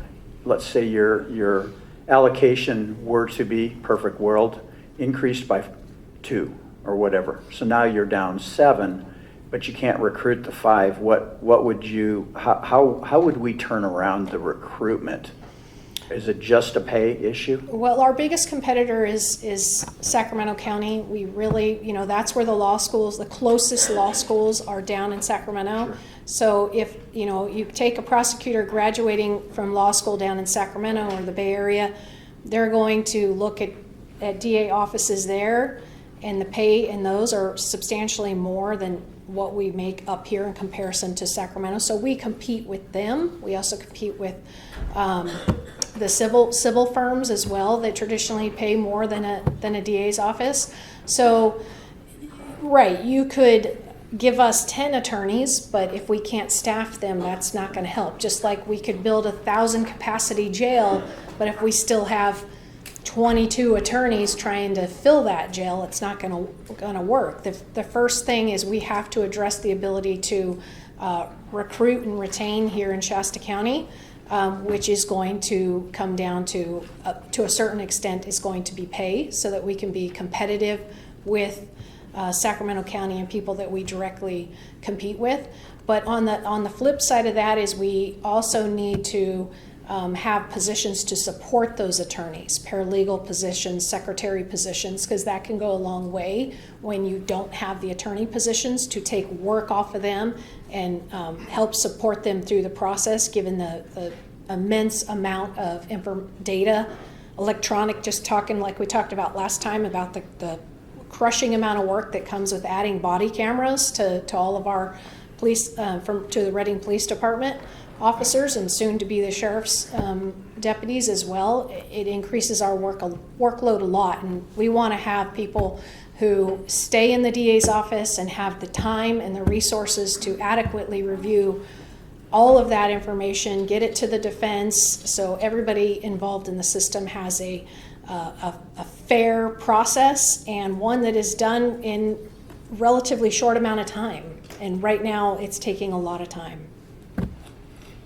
Along the lines of attorney recruitment, and I don't want to get down in the weeds because you're the expert, I'm not, about what it takes to attract an attorney, but you probably have a process, because my wife's a civil attorney, and they have the same process. So I'm wondering if is there a possibility there are larger societal issues going on here that are affecting everybody across the board with recruitment and people willing to come and gainfully work at jobs and things like that? There could be other variables. And so I guess the question would be, and not trying to step into what you guys are doing, but are you getting creative about how to get more attorneys here, even if you don't have the pay that would be commensurate with Sacramento? So I think I'll take your first question first about kind of the societal and different pressures. Public Defender Ashley Jones mentioned in her presentation about the number of just graduates from law school and people passing the bar has decreased, and it's continued to decrease, yet the population of California over the last 5, 10, 20 years has gone up. So we have a smaller pool of attorneys that are available to enter into the workforce. You add on top of that, social media can really dramatize some of the more negative aspects of law enforcement. And I think that's salacious. That's what sells in a community, the negative story. So we've had so much of that in the last 5, 10, 15 years with the increase in social media that it has had a negative impact not only on prosecutors' offices, but our police agencies, our sheriff's offices, with just the draw into that community, into that profession, knowing that you're going to have a microscope over you and every small thing is going to make you look corrupt, make you look like this horrible person.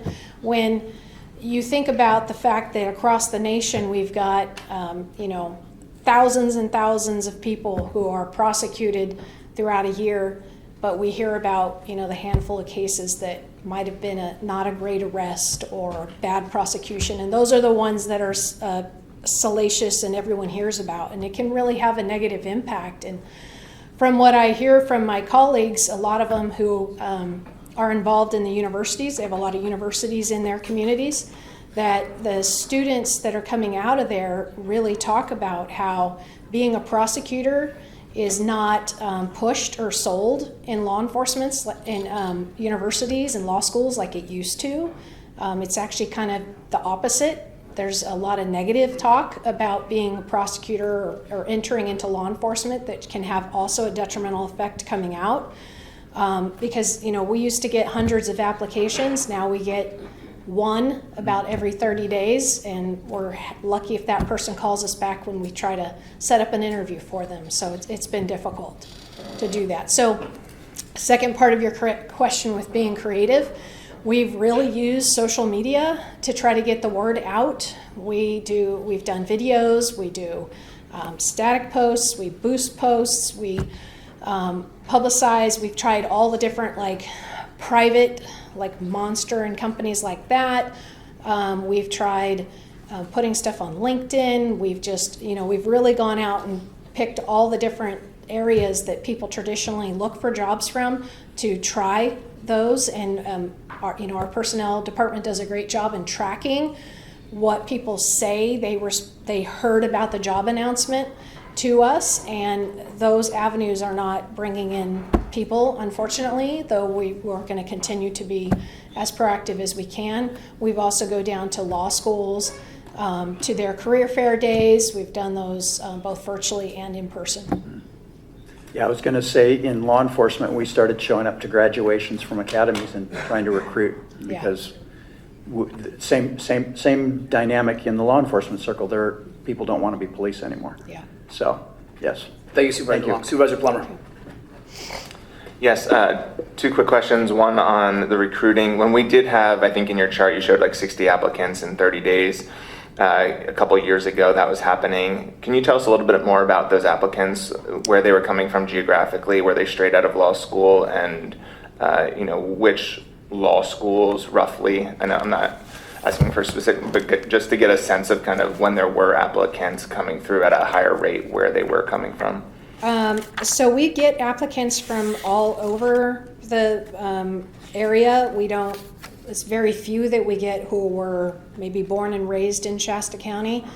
We get a lot from the Bay Area, we get them down from LA, we get them from out of state as well. But let me just look at that number real quick.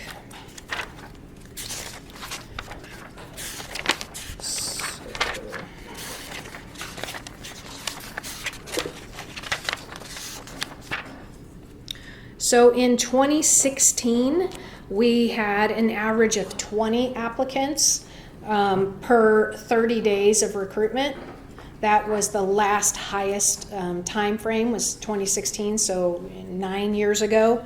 That has substantially dropped down, and for the last 3 years, for every 30 days of recruitment, we've been getting one potential candidate and applicant. So it's been a huge decrease, and not just here in Shasta County, but statewide and nationwide.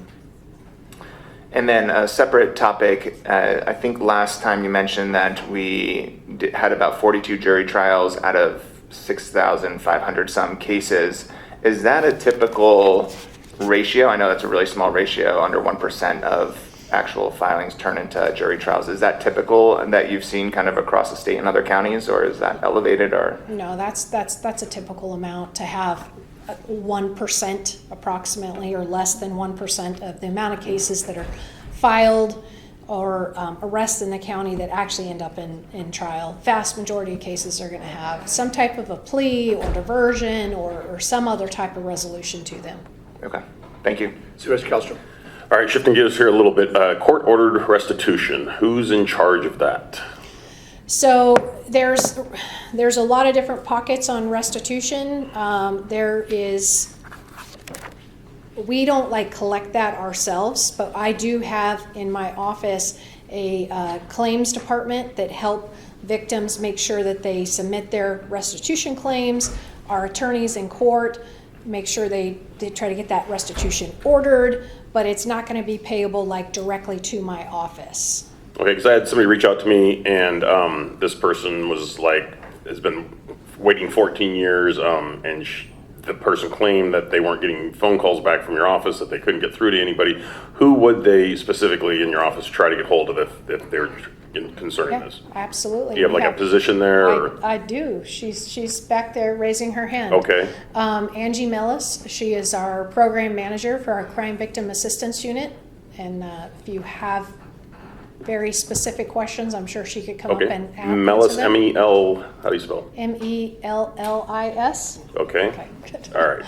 So I should have this person reach out to Angie specifically. Absolutely. Okay, fantastic. Thank you. Supervisor Harmon.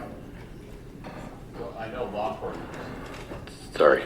I know law enforcement uses this tactic, but have you tried signing bonus? We do. The board approved signing bonuses at least a year ago, might have been a little over a year ago. We did get funding. I secured funding for that through the CCP, which you heard about earlier today. So it's funded through money that came about after AB 109 passed. So we do have signing bonuses. I haven't seen any increase really from that, unfortunately, at this point. A lot of counties are having signing bonuses now. Certainly, if we didn't have it, we'd probably be even less attractive than the counties that have it. But we do have signing bonuses, yes. Thank you. So I have a question about the plea bargain process. Historically, the public defender's office and the DA's office haven't worked. And when I say historically, I'm talking maybe in the last 4 years, haven't really worked closely together on trying to get together and handling between the two offices, coming to a resolution where it doesn't have to go to trial and it doesn't sit. Can you speak a little bit to, and I'm going to ask Ms. Jones the same thing, about what are your guys' offices doing collectively to push those through so things that probably shouldn't go to trial don't go to trial, to alleviate the pressure on the courts, and then being able to work collectively together? Because really in counties that the public defender's office and the DA's office work really well together, that is an outlet or a I don't know what you'd call it. It's a resource that doesn't seem like it's being used in Shasta County the past few years. Can you articulate that? So I don't, from my perspective, is that there are dynamics in all relationships. While there are certain attorneys from the public defender's office that may not get along great with people from my office, that's just human nature. But overall, our office, that we meet, we talk about cases, they email each other about cases, our supervisors work together. Certainly since Ms. Jones has become the public defender, she's taken a lot of proactive approach on her own to dig through cases and reach out to some of those older cases that we may not have been able to resolve in the past, working with attorneys in my office, so that's always really good. There was an individual who had been in the public defender's office for a long time, who isn't there anymore, who was the same. We worked really well with them, but I wouldn't say there's a sweeping disconnect in relationships over the last 4 years. So where can I find that data of how many cases that the two offices have worked together to resolve pre-trial, like where I could see year over year? Because I'd like to be able to compare the data between Shasta County, Siskiyou County, Butte, Glenn, because so much more to what we're talking about, it's so flippin' hard to make any decisions of success or failure without having like data or apples to apples. And when we look at trying to understand how other counties are doing it with these two offices, it's troubling to me. And so, I mean, I just want all of us to be aware that I think we have to, and Ms. Jones, you want to step up? Well, I think, I'm sorry, go ahead. I think maybe before she does, I would like to talk to you a little bit about data, because I agree data is very, very important. And it's been challenging, as I think you've heard from all the law enforcement agencies over the last 4 years with us migrating to new electronic case management systems.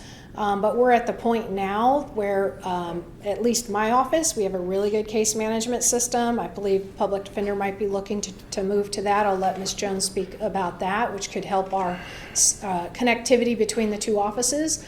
However, we in my office, we are working on data as we speak. I do have, she's here ready to speak, Chief Deputy Emily Mays, about our dashboard project that we are working on, to give you the details of that, because it's a very exciting project that is going to give our community and the board and whoever wants to look at it a lot more real-time data.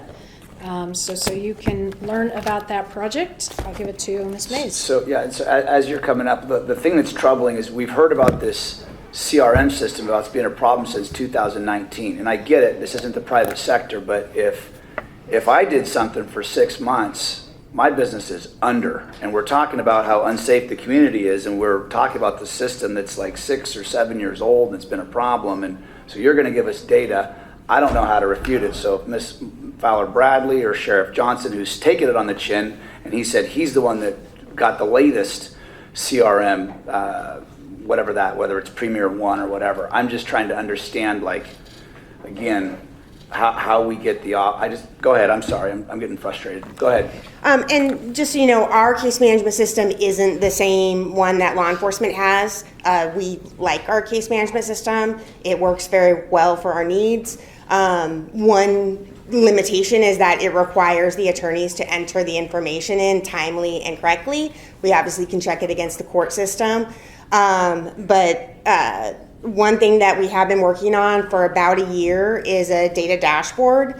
There are 3 other counties that have DA dashboards that are live. Alameda County has gone live recently. We're trying to do that dashboard with minimal cost to the county.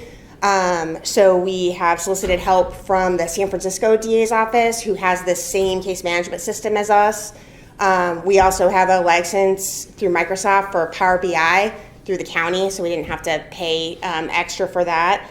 And since we have now, our case management system has been live since November 2021, we have a good amount of data going back to that date that we can put it together in a dashboard that has information that the that you are all talking about, the type of information, granted it comes from our system, but also that a lot of the people in the community are interested in. I also respond to PRA requests. Okay, so what I'm interested in is I want to know how many cases have been worked on by the public defender and the DA's office month over month, year over year for the last 5 years. Are you able to get that? Are you my contact for that? So back to 2021, November of 2021. So we have a limitation in that our previous information was from JLAN, which was a DOS-based system going back to the early 90s.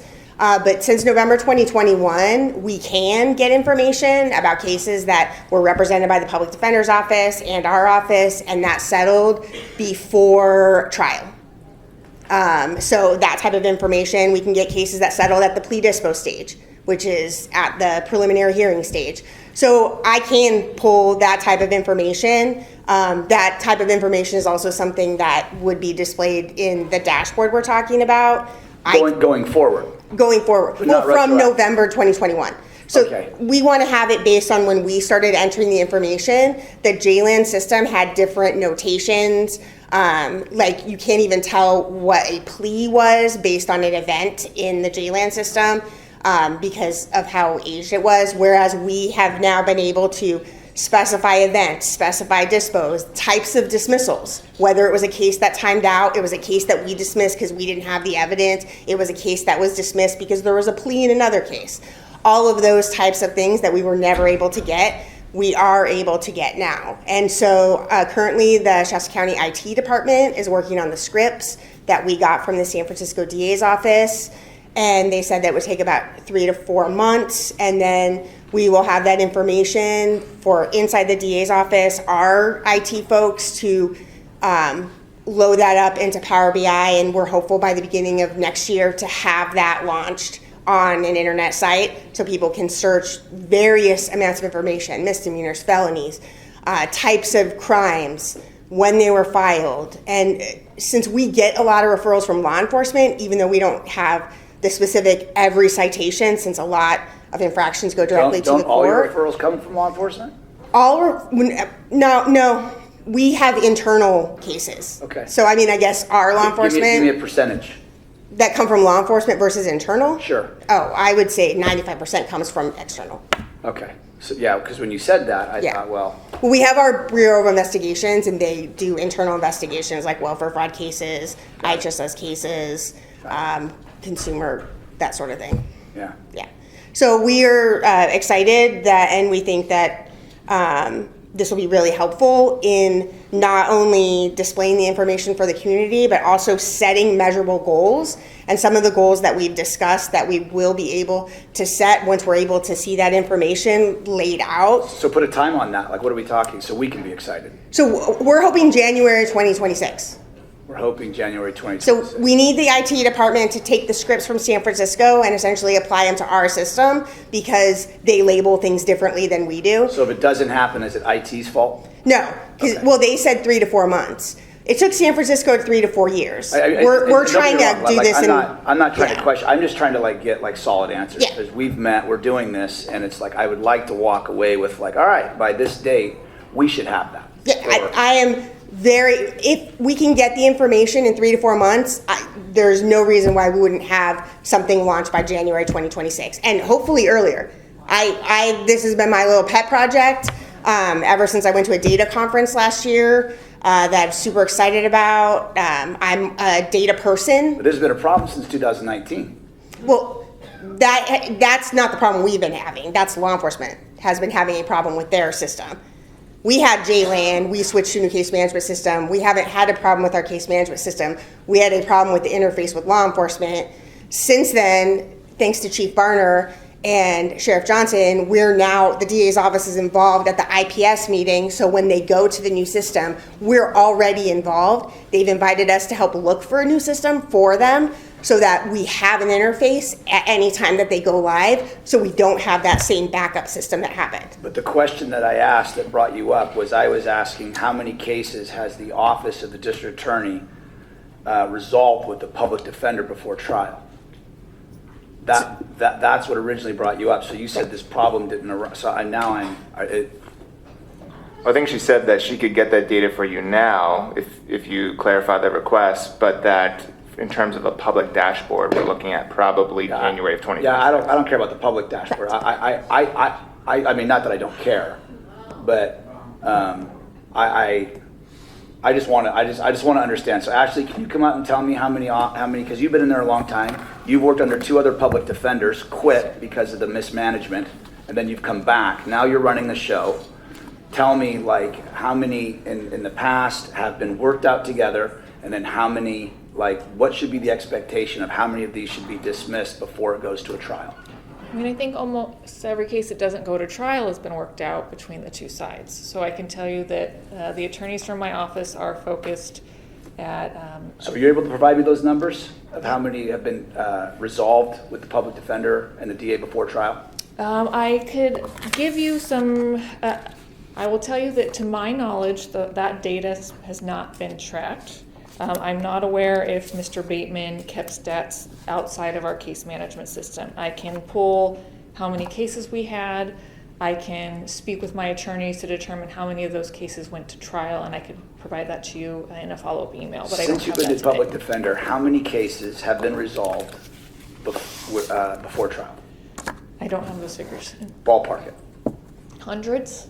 I mean, and since we stopped taking felony cases in September 1st, I know our overall caseload's gone down by 1,000. We've cleared out almost all of our major homicide, sexual assaults, other serious crimes since I've taken office. Not because of me, but because of the diligence of my staff. Well, no, it's in large part because it's a leadership thing. They are the ones who are there on nights and weekends putting in the work. I'm there to help support them. I have reached out consistently to Ms. Kelly Cafel with the DA's office almost weekly or bi-weekly, saying here are the things that are coming up for trial, which ones can we talk about.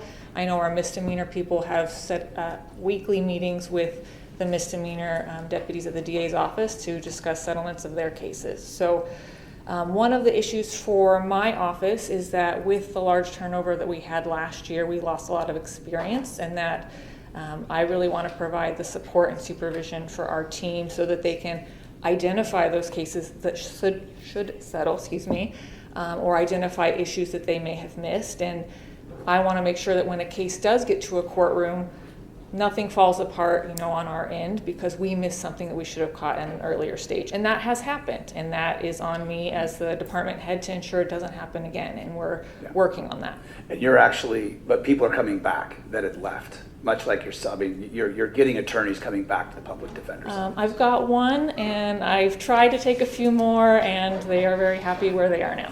Okay. And then I have one more question, which I'll ask. I forgot to ask the sheriff, but I will. But if you are eligible for claiming any SB 90 expenses with the state, have you? I know it's been a short time, but where are you with the SB 90 numbers? To my knowledge, I am not aware of any expenses that we are eligible for. There was new mandates for some post-conviction cases that we are now required to handle.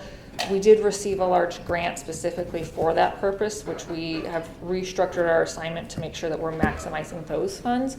But outside of that, I'm not aware of those. Okay, and I'm going to ask DA Bridget this as well, but do you have like the Rule 9.42, the certified law students working in your office? Are you working towards that? I'm sorry, is that from me or Ms. No, Bridget? I've been asked both of you that, but I'm asking you that, like the certified law students, like Rule 9.42, are you working to bring some of those into your office? So yes, but I've also been working with Monica from Support Services and County Council to actually offer a paid position for that, so that we can bring folks in who are in third year of law school or students who have taken the bar and waiting results, start training them at a discounted rate essentially, and then have a job ready for them when they pass the bar. Because I know Council Larmer did that in Yuba, and the fact we didn't do it in Shasta, or doesn't appear that we did it in Shasta, is craziness to me, but I'm glad to hear that you're doing that and working that direction. So, Supervisor Harmon. Actually, that was my last cue that you forgot to take down. Okay, all right. But I kind of have I just feel like if you want to dumb this down to one page for everybody, and this is just directed at you, it's the revolving door that's causing all the problems. It's overloading your office, all the law enforcement. So my question, and I think you're going to bring Sheriff Johnson back up here, but I want to know what the new facility is going to do to stop the revolving door. Let's wrap up the DA and then we'll bring the sheriff back up. Well, you left me in the queue, so there you go. Didn't mean all right. So, Ashley, thank you. So, Miss DA Bridget, I just had a couple more questions. I wanted to ask both of you, like the Rule 942. Are you guys doing some of those? Or Yeah, we've historically always used certified law students when we've had eligible candidates want to come work for us. Great. And then, if you are eligible, are you claiming all your SB 90 expenses with the state? So for SB 90, I'm going to have my CFO answer that question. Who's here? She's the expert. Hi, Chair Cry, members of the board, Terry Honor, CFO for the district attorney. Yes, we are claiming the domestic violence SB 90 claims, and we're working on the child abduction claims. With the statewide audit comments, as you know, we're waiting through that, and we do claim for those. And that's all the ones you guys are eligible for? Correct. Great. Supervisor Plummer.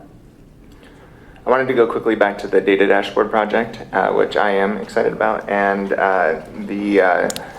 you mentioned briefly that you were planning to set measurable goals that would be tied to that. Do you have a sense of what types of goals you're planning to set as part of that process? Well, one that I can think of right now would be a processing time. So a time we would be able to track, okay, this case came to our office on January 1st, and when was it read, and when was action taken on it? Whether it was filed, declined, sent out for further investigation. So we'd be able to track those different data points and know where we're at. Is it taking us 2 months to get to a case? Is it taking us 2 weeks? And see what that average is, so we could set a goal of, okay, our goal is going to be, X amount of time to make sure every case is touched once it's in the office. Right now, we don't have a way to even look at that. We don't know from case to case what that is until we're able to have that data collected and analyzed and in one location. So that's just one example. And it really would be evolving based on what data we're going to end up being able to capture and report, what different measurables we'll be able to set. Great, thank you. All right. Does anybody have any questions for DA Bridget? Okay, thank you. Sheriff, if you want to come back up, Supervisor Kellstrom had a follow-up question for you. And then also, I'll while you're walking up, I'll ask you if you have claimed all the eligible SB 90 dollars or SB 90 expenses to the state. Yes, we have. Okay. I didn't really have a question. I just understood that you might have some data to share. I do. I've been taking notes, so I just wanted to touch on a few of the highlights as kind of glossed over. I want to give the public information about. So accountability is absolutely the key. I've said it last time in the presentation. It's very clear from all my safety partners that are coming up here that is the crux of the major part of our problem. And although the Supervisor Harmon, you asked about how the alternative custody program expansion was going to alleviate that. That alleviates the low-level, moderate-to-risk offenders, but it doesn't do anything to our felony population per se. It might alleviate some pressure off of the jail because there are some low and moderate risk offenders in there that I could send there. But the key is I don't want everybody to gloss over the fact that California has gone through some nasty reforms, which is not in our favor. When we talk about the rearresting of the quality of life crimes and those type of offenders, just because they're arrested and I have room in the jail doesn't mean they have to stay. And there are some bail reform and parameters where I can't hold them. Some yes, some no, depending on the chronic offender program, depending on the totality of the circumstances. So know that that is just not a solve-all just to have jail space for those type of offenders. The stats that you hear and you're asking for, and I know those are good things and are key things and indicators of things that go on in your community. But I would caution you to weigh too heavily on stats alone. What really matters in your community is if you feel safe and if things are improving, not the stats behind it. And the reason I say that, because the state of California is famous for changing the definition of certain things. And I'll give you an example. Recidivism is one of them. The state of California changed the definition of recidivism a few years ago to, it used to be, if I arrested you, Corky Harmon, again you're a felon, you're out on parole, and I arrest you and book you into jail on a new charge. That used to be recidivism. It no longer is recidivism. What recidivism is if you are charged on that and followed through and convicted on that charge, then it's recidivism. So now you shifted the recidivism rate to falsely represent what is really going on. And that goes across the board. Anybody that's ever had statistics know you can manipulate numbers and you can manipulate stats. So I would just caution you on that being the end all to your findings. Okay, and so here's the bottom line. You ask about what we're doing to try to improve public safety. There's a lot that we're trying to do. The alternative custody program is one of them for me. I could tell you another goal personally for our agency. When you're talking about boots on the ground, and this probably goes across the board, but I just can't speak for my fellow partners, but I know for sure my chiefs are on board with this. When you talk about the boots in the ground and the men and women, the peace officers on the street doing their jobs, their job, all this here today, they don't really care about. They have a job to go do. This is for us, the department heads, the board of supervisors, and all the electeds to figure out.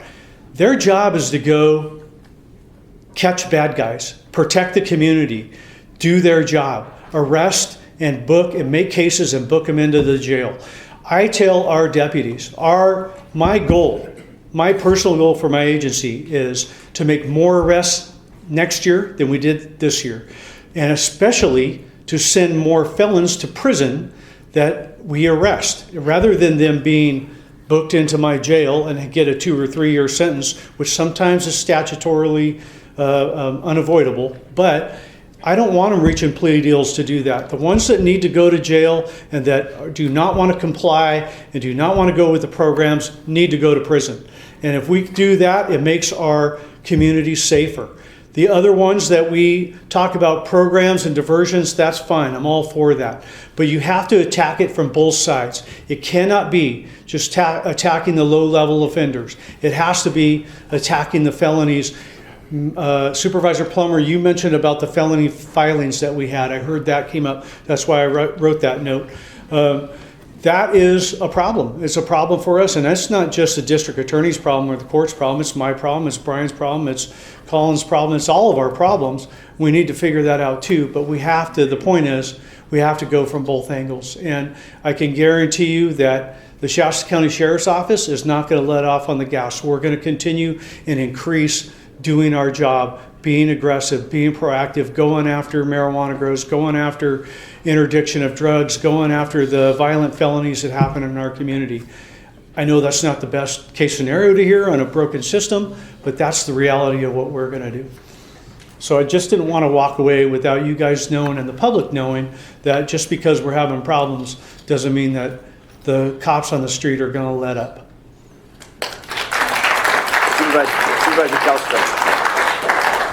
Yeah, I was just going to see if CEO Rickard could get in next year's budget a notepad for the sheriff. So very resourceful.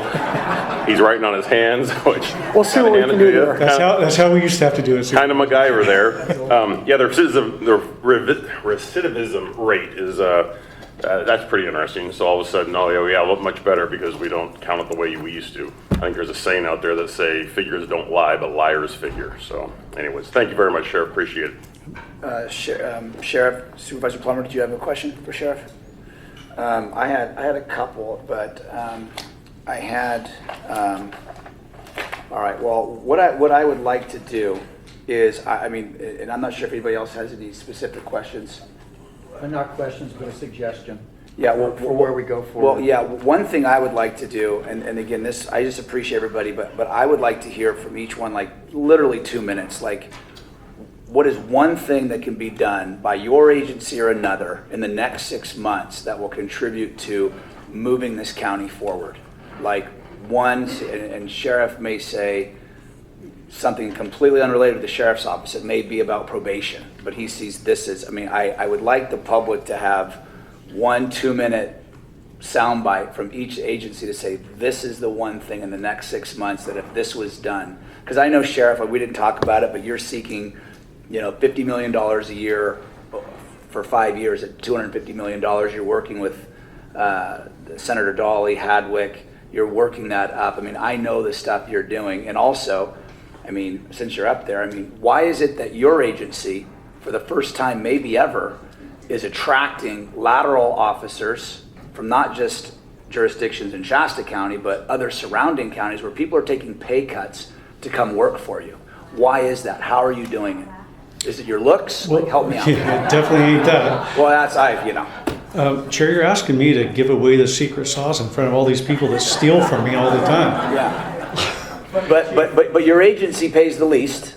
It does. And when we talk about San Francisco and we talk about Sacramento and Redding and Shasta County is not inexpensive, but it's definitely not San Francisco or Sacramento. So how are you doing it? Because I'm watching your numbers. I've been watching your numbers.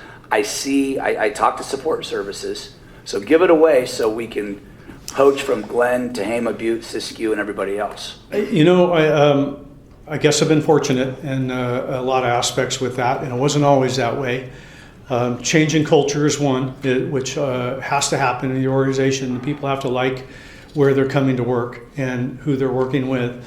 But making every person in the agency a recruiter has been another, because from all the things that go on with social media, with advertisement, with hiring bonuses, which, by the way, we're doing all those too and have done all those as well.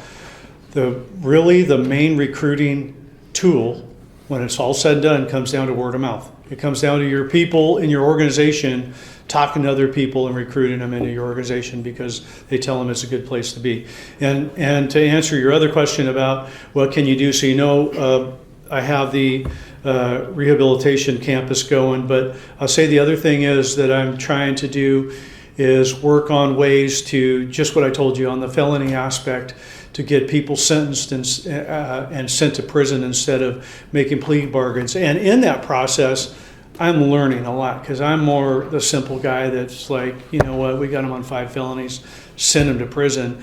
And I learned that, well, sometimes you can, sometimes you can't, sometimes there's pretrial, there's other ways, there's ways in assessment, there's ways in parole, there's ways to work with the public defender, all of which I'm learning and trying to work with those department heads to figure out a way to conquer some of that without tying up the courts as well. So that's what I'm doing. And if there's is there any other questions before? I'd like to give you one last parting comment before I go, unless there's other questions. So I just wanted to point out that my very talkative and verbal Italian friend and former colleague, Robert Paletti, used to extend every meeting I was at by a half an hour. So Tracy, I'm not in favor of going back to 2:30 instead of 3 o'clock. Thank you. All right. Chief Barnard, would you mind giving us a 2-minute, in the next 6 months, an actionable thing that you believe to improve the system in the next 6 months? Yeah, I think for the Reading Police Department, is to continue to be proactive. It's a difficult time right now. Stay positive. Our officers need to stay positive during a time that we're being told to do less or more with less because we're getting budget cuts. But just to be inventive, I will go to briefings and officers will say that the chief wants wants their officers to go out and just go write RMC tickets, and that'll solve the problem. And that's not true. We need to be inventive. We need to come up with new solutions because, as you can see in the last 2 meetings we've had, the court system, the jail, the DA's office, that's for our violent felons and for the misdemeanor quality of life issues that I hear when I go to community groups in the city of Reading. Those are what people are tired of. And so we need to be inventive and continue to come up with solutions. I think we're doing a good job at that, and continue to let our officers go out and work with the community and make it a clean, safe city to live in that we all live in and we all want. Thank you. Chief Collins. Welcome, sir. Good evening, sir, and thank you. I know I passed the first meeting, but I was here, and then I passed this morning, so I appreciate the opportunity. Being a new chief in a new county is different for me, a different perspective from my cohorts with Sheriff Johnson and Chief Barner. But I come from a county in the Bay Area with 1.6 million residents, and some of the issues are the same. The log jams in the criminal justice system, the DA not filing, the courts not being available, and all the way down the line. But one thing that I heard as a trend tonight, and I heard somewhat in the prior meeting, was data availability and database policing. And that's one thing I noticed right off the bat when I arrived in October was the records management system that the county uses for the officers to write police reports, for the dispatchers to dispatch calls, for the DA's office to receive the reports, is one thing that I would recommend that the county and the city of Anderson and the city of Reading look seriously at. And it's not going to be a cheap fix, but it will be a fix. And if we can clean up the data-driven stuff in that system, and we're able to extract data and we're able to publish data, real-time data to the community in a crime mapping tool that anybody in the middle of the night can get up and look at their phone and figure out where the crimes or where the calls for services are happening, that's going to be a big deal. It'll tell people almost immediately where the crime trends are happening, what crimes are happening where, and we won't have to fight over whether we're using UCR data, NIBRS data, CYBRS data, or who's reporting or who's not reporting. If we can get this records management system fixed and we can do it effectively and get a system in here that will have the dispatch system, the jail system, the municipal side system, then I think that's the one thing that we can focus on. I think our officers are very much into proactive policing, very much into doing their jobs, but when it takes them 2 or 3 hours to write a report for an arrest, it's challenging to keep officers on the street, especially for a smaller department like mine. And sometimes there's only 2 or 3 cops on the street, sometimes there's 6, but to have a cop off the street that amount of time doing a data entry and doing work like that is a complete disservice to our communities, because I want my cops out on the street, being visible, engaging with the community, and being proactive when it's necessary. And a records management system would fix that potentially, and that's the environment that I came from, the data-driven policing and real-time data, and yeah. That's what I have to share. Thank you so much. I appreciate that. All right. Thank you. Public Defender, Ms. Jones. Thank you.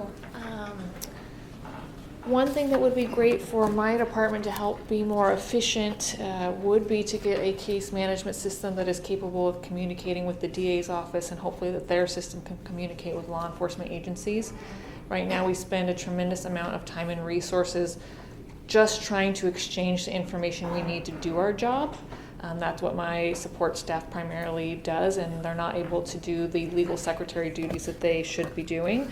And so if we can come to a solution of that, I think it will lighten up their workloads, cause fewer court delays because some item wasn't turned over timely or things of that nature, and help the whole system move efficiently. I also think that we need to start as a community really looking at the root causes of criminal behavior. I know I saw most of you at the behavioral health court graduation this week. The individuals who are participating in that court or in the addicted offender program or some of the other collaborative programs we have going on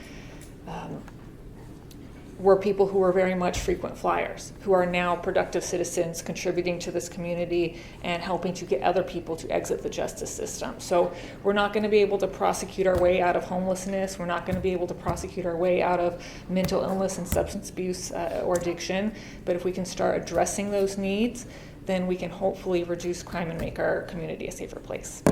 Great, thank you. Chief Neal.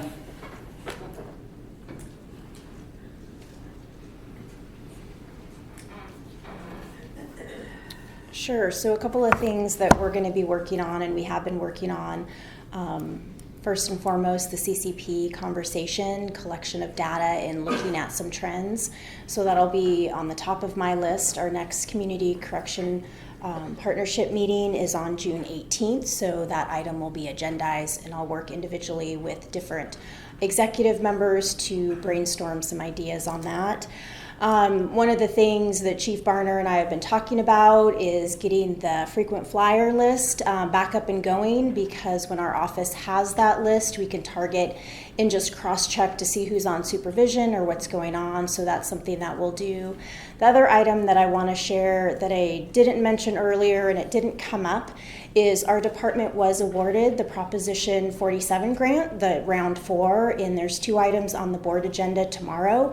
That is a program that we are working with community-based organizations in the community to deliver services to some of those lower level offenders, the nuisance cases, as well as individuals that are being arrested for misdemeanor crimes. And that's going to be a partnership with Shasta Community Health Center, as well as United Way, the 211 system. And we're anticipating serving about 150 to 180 individuals on an annual basis. So that program is going to go live on April 1st. We have 2 contracts on the board agenda, but that is going to be a 3-year grant, and over the 3 years, it's $2 million. So the one thing in 6 months. So I'm going to do the CCP as well as restart the frequent flyer program with Barner, but I also do feel that the Prop 47 grant is going to go live on April 1st. Which is the one of those is the most impactful? So this board, when we go back and we talk about probation and what Chief Neal said, what's the one? We're going to do all 3 of those. Okay. Great. Thank you. DA Bridget. And then Ms. Bradley, thank you so much.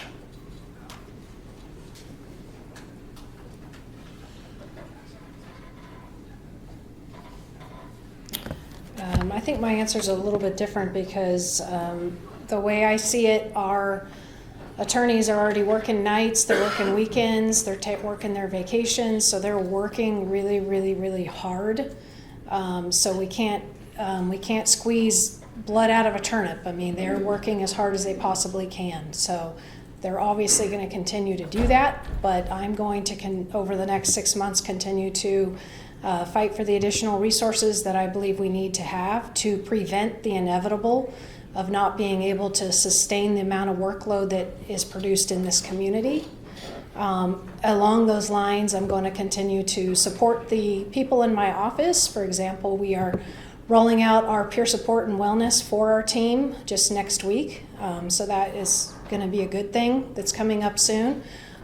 But we're tapped. We are working really hard on behalf of the people here in Shasta County and doing everything we can. I can say I'm in talks with the sheriff about the adult corrections and rehabilitation to work on that, but that's a long-term project. That's not a 6-month project, but we are certainly working together on that. Thank you so much. Thank you. Ms. Bradley.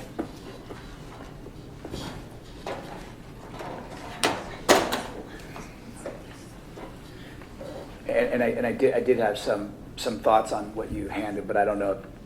Okay. No, I mean, I'll save it, but I appreciate that, and I don't know if I'm reading it correctly, so I don't know. So that has the convictions pre-trial and after trial.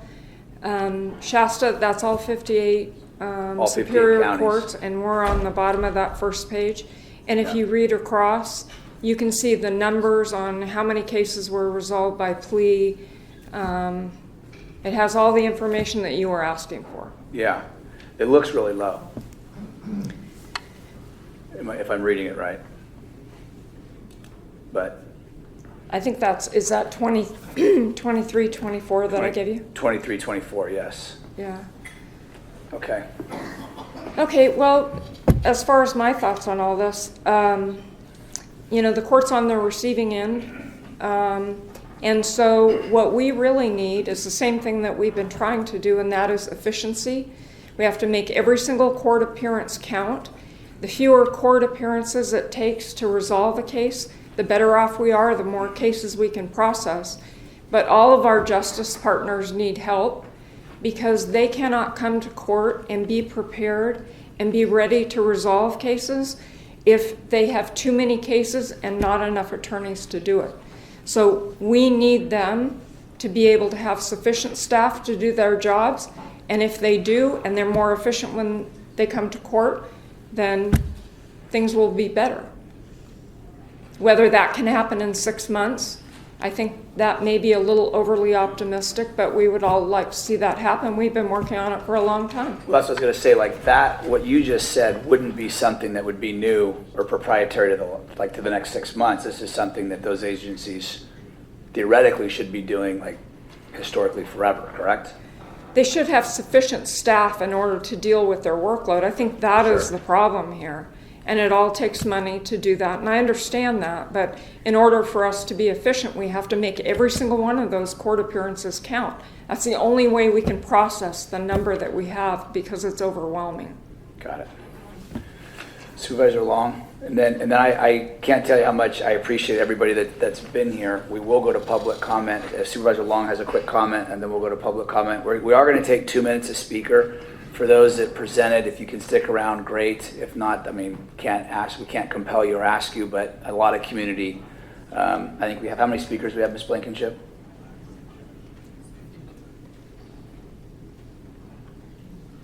'22, Chair. Okay, and just so the individuals know, if you're just going to direct your questions to the board or your thoughts or your comments, any of the presenters are not going to come up and respond. So this is your time to speak for 2 minutes, anything you would like within R1, which is this special specific meeting, anything you've heard today. Supervisor Long. Thank you, Chair Cry.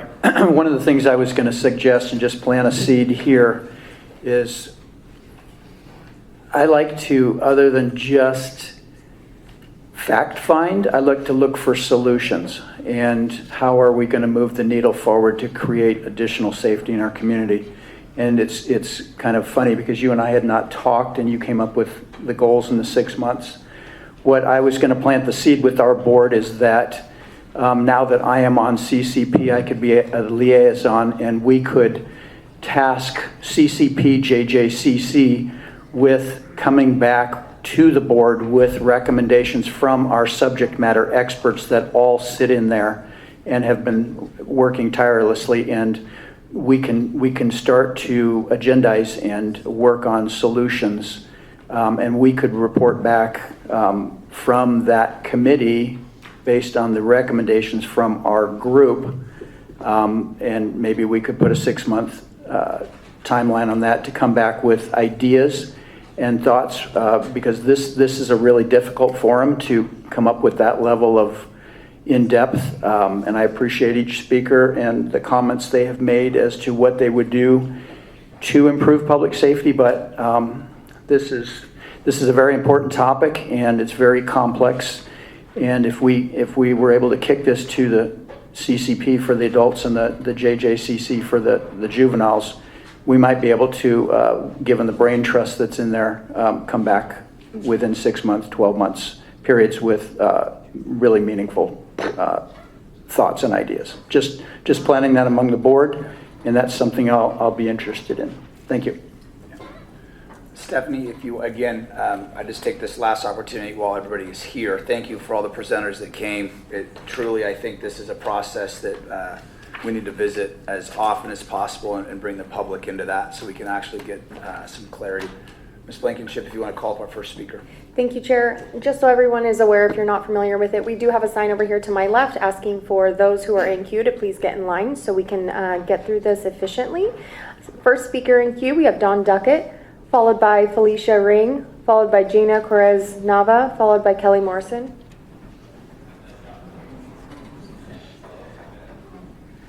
Not seeing Dawn. Is Felicia here? I'm here.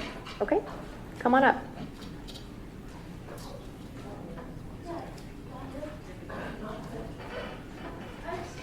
Could you say that last name again? Felicia Ring, Gina Correz Nava, Dawn. I'm sorry. Is it Beckett? Dawn Duckett. She's gone. She's not here.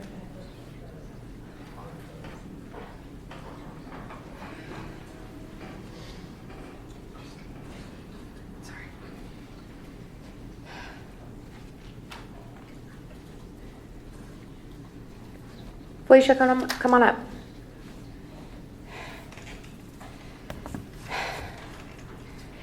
Let me know when I can start. Oh, go ahead. Good evening, everyone. My name is Felicia Ring. I am a deputy public defender for the Shasta County Public Defender's Office. My current role as a deputy public defender, I do guardianships and conservatorships, aka the civil part of the civil division.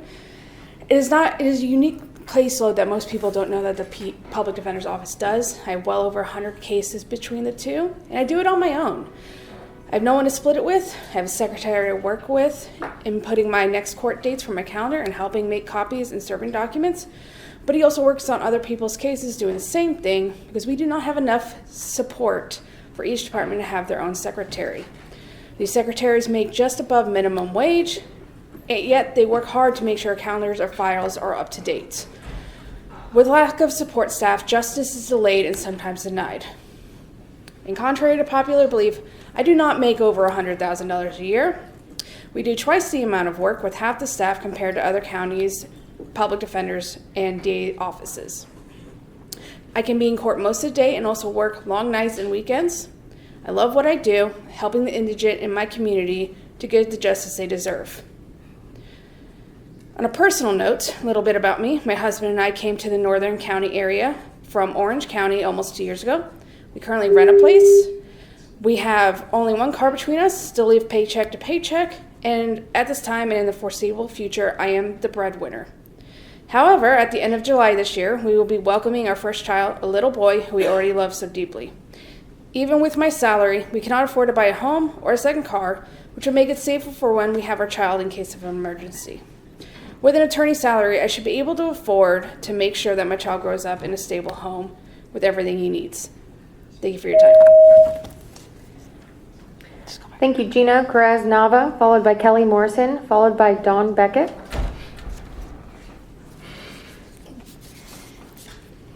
Good evening, everyone. My name is Gina Cortez-Nava, and I'm a deputy public defender. I've been with the Shasta PD's office for a little over a year. I'm currently being transitioned into a felony assignment. This means I still have a misdemeanor caseload on top of receiving felony level cases and training. I'm in court at least 4 days per week. Mondays and Fridays are my misdemeanor calendars. Tuesdays and Thursdays are my felony calendars. If any of my felony cases confirm their hearings, then I also have court on Thursdays, meaning I am in court every business day of the week. When I am not in court, I have to complete the following tasks almost daily: meet with clients, inmate visits at the jail, review case files and submit discovery, social worker or investigation requests, review, receive discovery, write motions, conduct legal research, make time for unplanned client or program calls, and other tasks. In my 1 year with the Public Defender's Office, I have been in 4 jury trials and 4 court trials. When we are in trial, because of our staffing levels, we still have to make time for all of the tasks I mentioned on top of trial prep and actually being in trial for full court days. Almost everyone with this type of schedule works well over 40 hours per week, and I can say that I am one of those attorneys who regularly works over 40 hours a week. During trials, I can easily at least work 60 hours a week. I chose to become a deputy public defender because I believe people are capable of change, and I want to be a part of the solution. Everyone comes from different walks of life, and I want to help with lowering the recidivism rate as well as being a part of that solution. Thank you so much. Next up, Kelly Morrison, followed by Dawn Beckett, followed by Dolores Lucero. Who would have thought there were 2 Dawns on today? So I just wanted to give you guys a little bit of a snapshot on what a deputy district attorney does. I am assigned to the misdemeanors. I'm one of the newer attorneys that our DA talked to you guys about. So let's start off with today's calendar, for example. There were 2 courtrooms, 2 misdemeanor calendars. That's where they hear all the misdemeanor court cases that are on for that day. I was in charge of one that had 150 cases on just for today. The other department had about 140. So to prep for that, I need to know all of the cases. That way I can negotiate effectively with private and public defenders. That way we can come to a resolution. That way every case doesn't have to go to jury trial. That meant that Sunday night, last night, I spent 4 hours prepping for the calendar because I did not have time to prep that calendar last week. We have 2 calendars a week. Both have, on average, about the same size as what I told you today. Sometimes they're more, sometimes they're less. Additionally, on top of that, we're reviewing discovery so it can be discovered. We're meeting with victims, we're meeting with defense counsel, and attempting to resolve cases. Additionally, I handle DUI filing, so I make time to review new cases as they come in and determine if they're fileable or not. And that's just a small amount of what I do. I could spend far more time talking to you guys about it, but the gist of it is that we are overworked. I routinely don't leave the office until 6, sometimes 7, and if it's jury trial, if I'm on a jury trial, I'm working till midnight routinely, trying to prep everything that I can, both for the trial and for calendars. Thank you. Don Beckett, followed by Dolores Lucero, followed by Rebecca W., followed by Lori Bridgeford. Good evening. I'm actually Dawn Becker, so there was a little confusion before the other Dawn and this one being not right, so I apologize for my messy writing. I am also with the District Attorney's Office. I'm a Deputy District Attorney. I've been there for about 7 months. I started in August. So interestingly enough, I've had my bar license for a long time, but I switched over to criminal law, and this is my first criminal law job. So I am working in misdemeanors. Previously, though, I have worked for other counties, including Glenn, Tehama, and Monterey. And when I was looking at this job and deciding to shift my focus into criminal prosecution, I applied at a lot of different counties. And I'll be honest, by the time that this one came up, I had had 4 offers. And 2 of those included relocation costs. 3 of those included a sign-on bonus and a retention bonus. I chose Shasta County because my grandson and my daughter live here, but otherwise I was a little disappointed in the fact that I'm making a third less than I made before. And when I lived in Sacramento County, I'm going to tell you the cost of a house to rent here is the same as the cost of a house to rent there. If you go on Zillow, you'll see it's the same amount. So it takes at least one of my paychecks just to pay my rent, and it doesn't give me anything for utilities, time for my family, let alone the fact that I'm in trial now. It's 8 o'clock. I have to go back to the office and work for 3 more hours. I work a lot. I don't spend a lot of time with family. And then when we do have time off, we're just trying to make ends meet. We don't have time to save up to go out and really relax and do things with our families. So I'd just like you to consider that. Thank you for your time. Dolores Lucero, followed by Rebecca W., followed by Lori Bridgeford.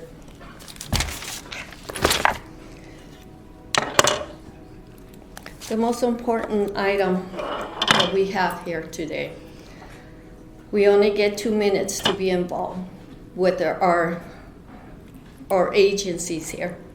And I think it's, I thought that having all these agencies come up here and speak and explaining what their job, their title, or what it takes to run the offices and to prosecute criminals.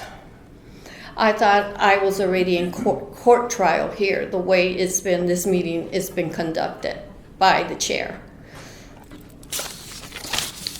I do believe that we have a lot of criminal activity in this county, and a lot of the criminal activity is not being enforced.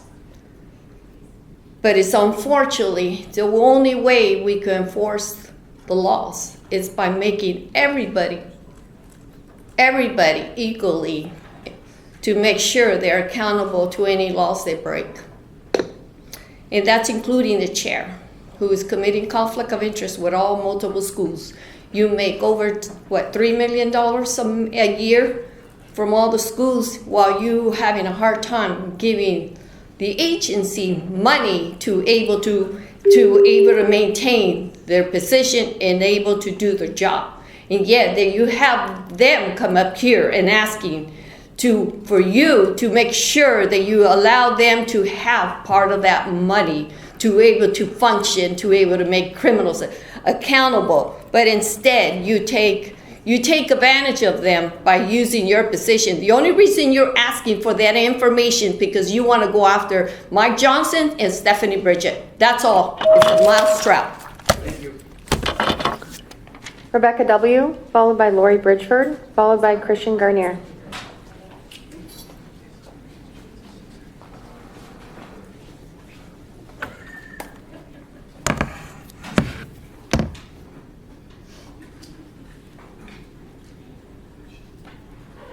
Oops, give me a second, sorry. Wait, my time started already. I didn't start. Your time starts when you approach the lectern. Oh, yeah. Okay, I'll speak quick.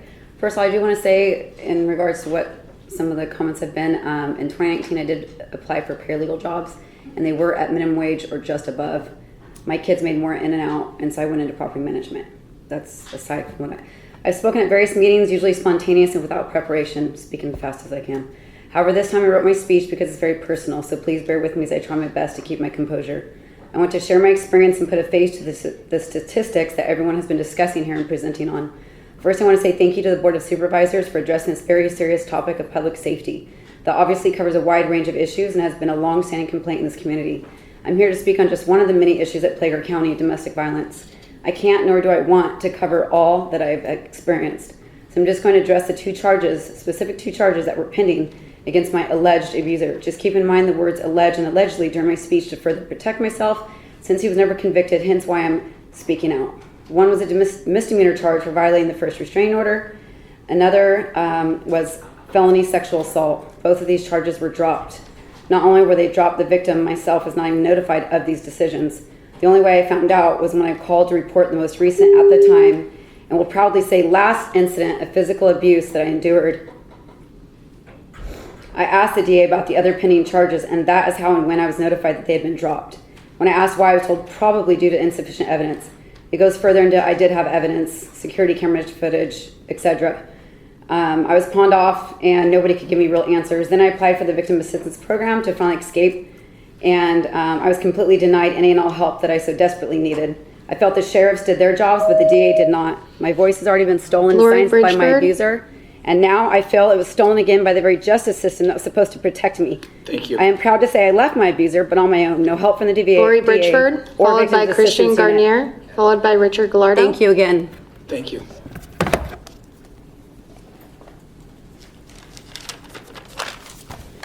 Good evening, Board, and hello. Go ahead. Good evening, Chair and Board. Thank you for having this follow-up Part 2 occur in the evening. It made it easier for myself and I'm sure other people.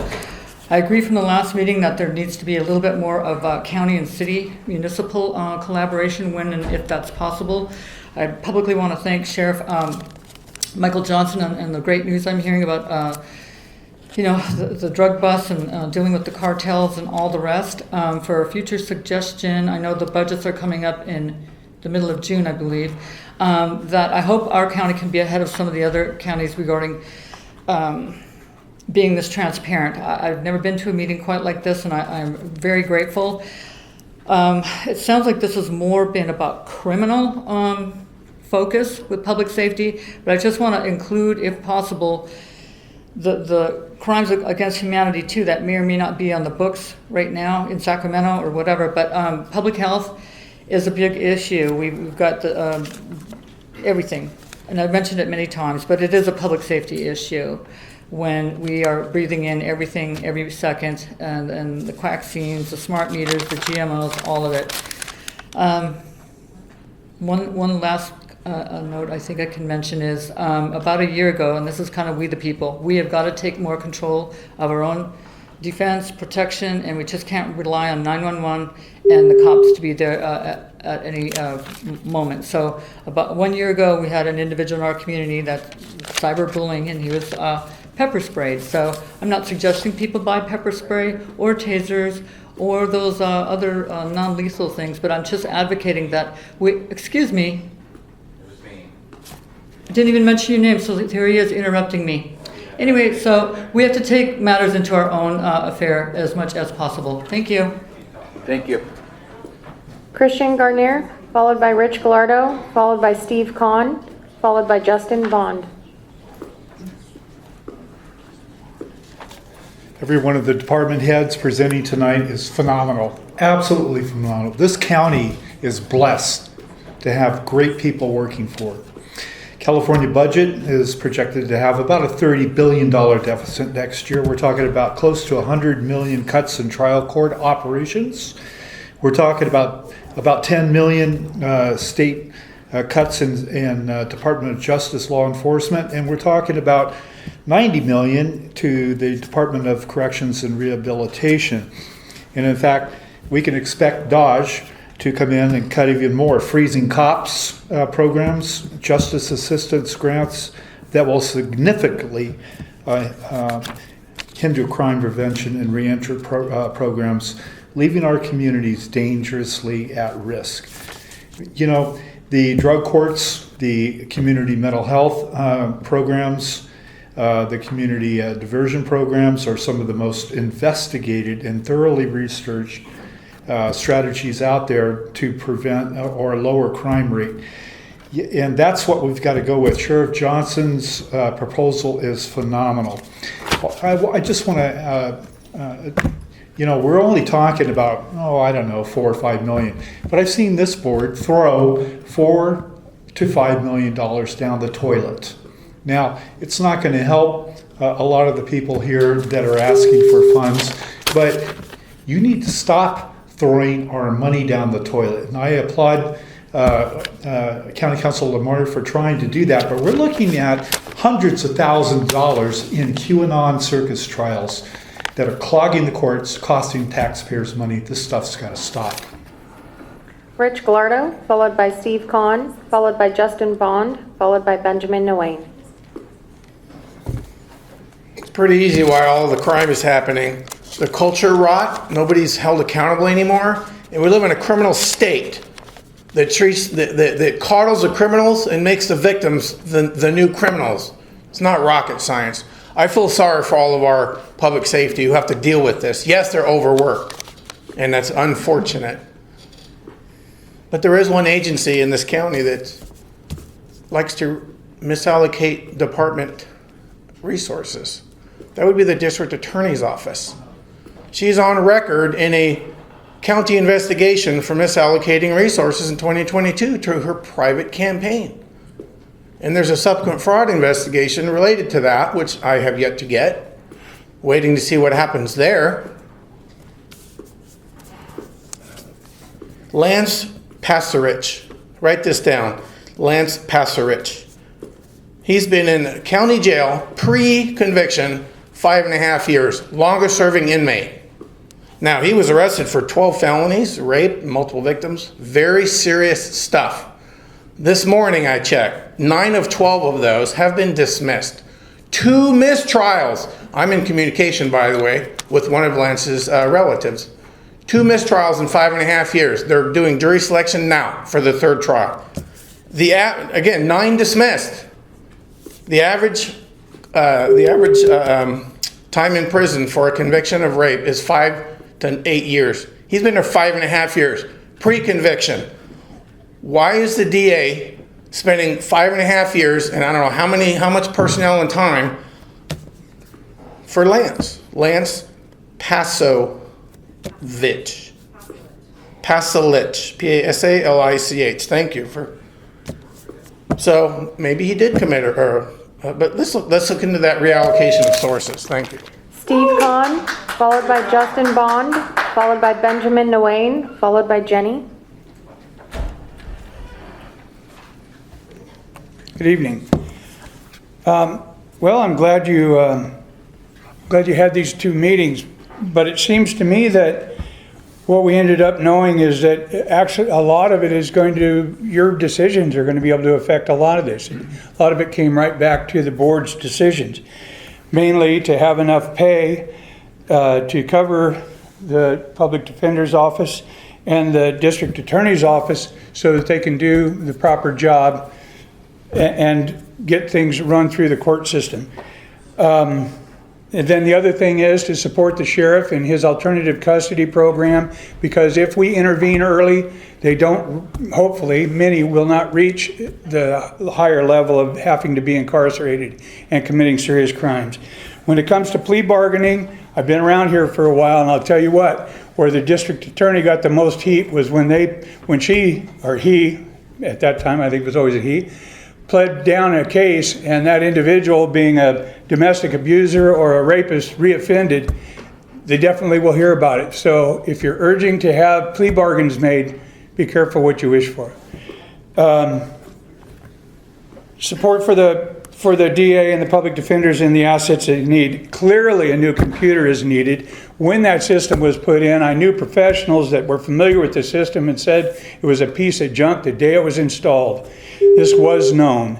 And a lot of research needs to be done before another system's purchased. And it needs to be a collaborative effort, hopefully, with all of the groups so the information can be shared properly. Those were situations that, that could have been avoided.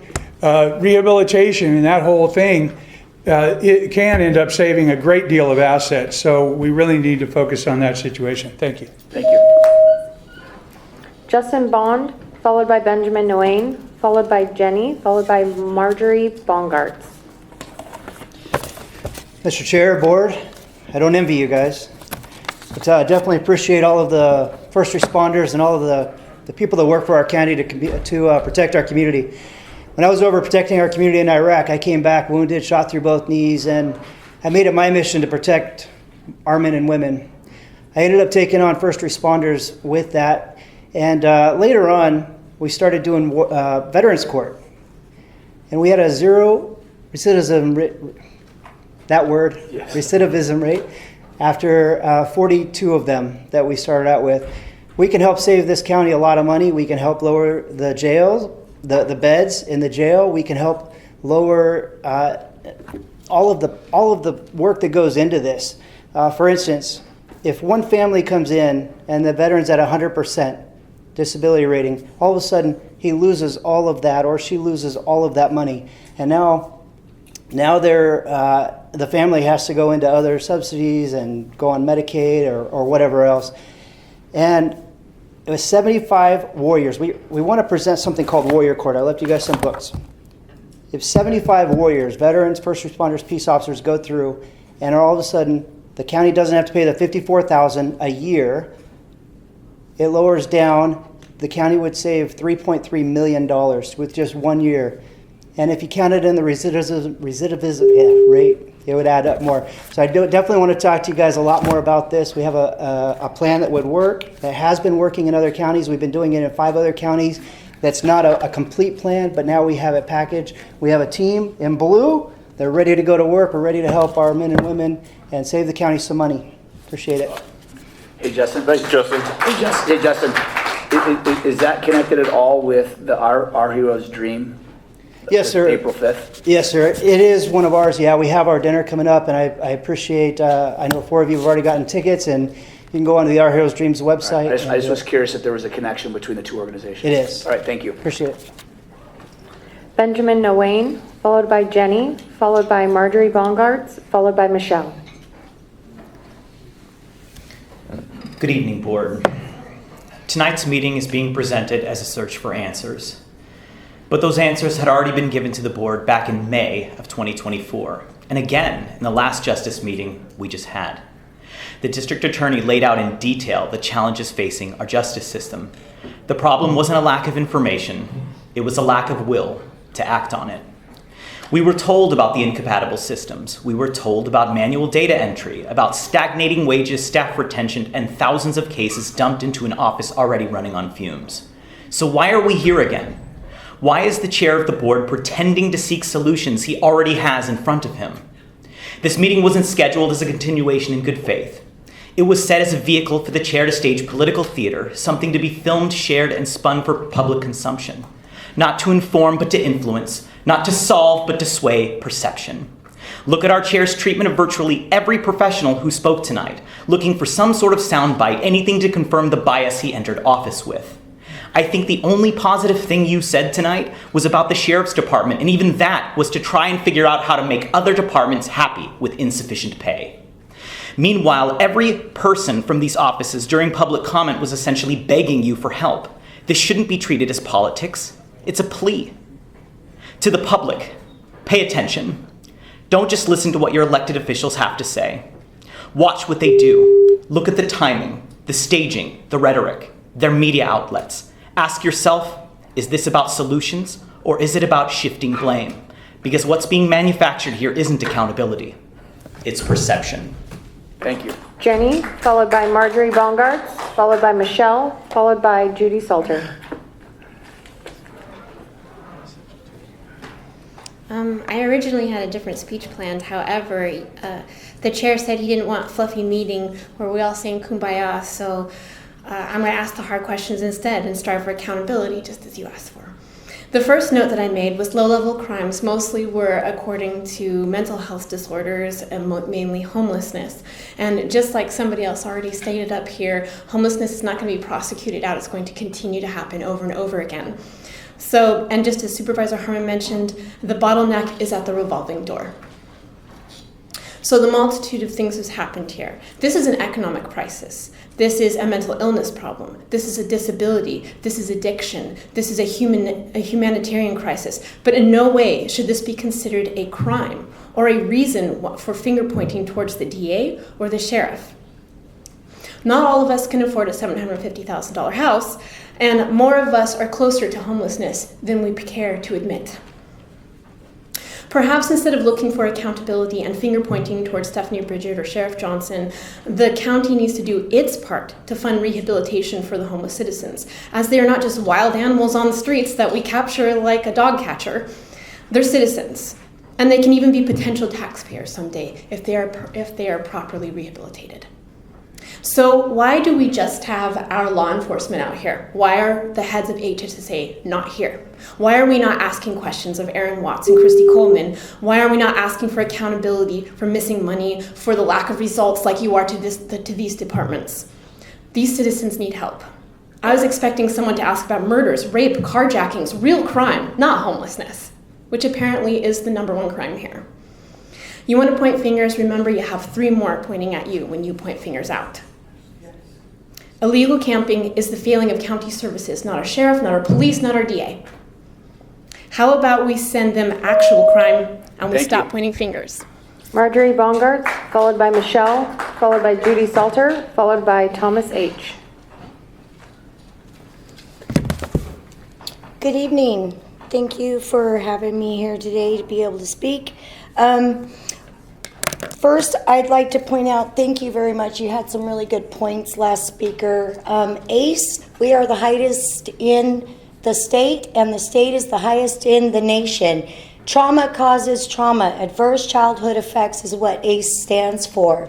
If we attack the problem with our children, then we can grow a healthier community for tomorrow. When addressing public safety, how can we not address how we are not keeping our most vulnerable population safe? As a longtime resident and founder of Serene Ranch, equine assisted learning and therapy program supporting at-risk youth, I regularly encounter families in crisis, desperately seeking help from juvenile probation, child welfare services, the Children's Legacy Center, and our local schools. Unfortunately, their experiences consistently reveal a heartbreaking lack of effective services and support. Since COVID, we've witnessed an escalating in runaway behavior, increased suicide threats, intensified mental health challenges among our youth. Families are urgently seeking support, often face bureaucratic barriers and inadequate responses rather than meaningful interventions. Too frequently, schools either provide no assistance or inadvertently worsen the conflict by exacerbating parental alienation, furthering the trauma. The current model of redirecting families into children's dependency system rather than offering proactive preventative support is clearly ineffective. Our community demands transparent, accountable, and effective solutions along with immediate actions to strengthen family preservation and crisis response services. Michelle, followed by Judy Salter, followed by Thomas H., followed by Deanne Elliott. Michelle passes. Oh, she's okay. Is this Michelle? She passed. You go. Okay. Thank you, supervisors. I think after listening to this meeting and the last meeting, I'm really coming away with 4 points. And chief is figuring out how to increase the pay for the DAs and the public defenders. It's absolutely critical. We cannot burn these people out, and the system is going to be in worse shape if we do. And this, I can't believe it's even having to be a discussion. And Public Defender Jones brought this up, that the data systems don't all communicate. How in heaven's name can, in this day and age, can we be having data systems in different departments that can't talk to each other? I mean, that's slowing the system down incredibly. Prevention activities. I was very pleased that when the opioid money came up, that the real focus was on prevention, keeping drugs away from the kids. There are other sources within Health and Human Services that we need to be looking at more prevention activities. And for Pete's sake, find the money for Sheriff Johnson's Center. There's absolutely such a huge opportunity that's before you all. But as one of the other speakers said, a lot of this is on your backs. You've got to find the money. And I think you can. We don't need any more lawsuits against the county. So step up. Let's figure out how we can increase the pay and build Sheriff Johnson's Center. Thanks so much. Thomas H., followed by Deanne Elliott, followed by David Halligan, followed by Leslie Sawyer.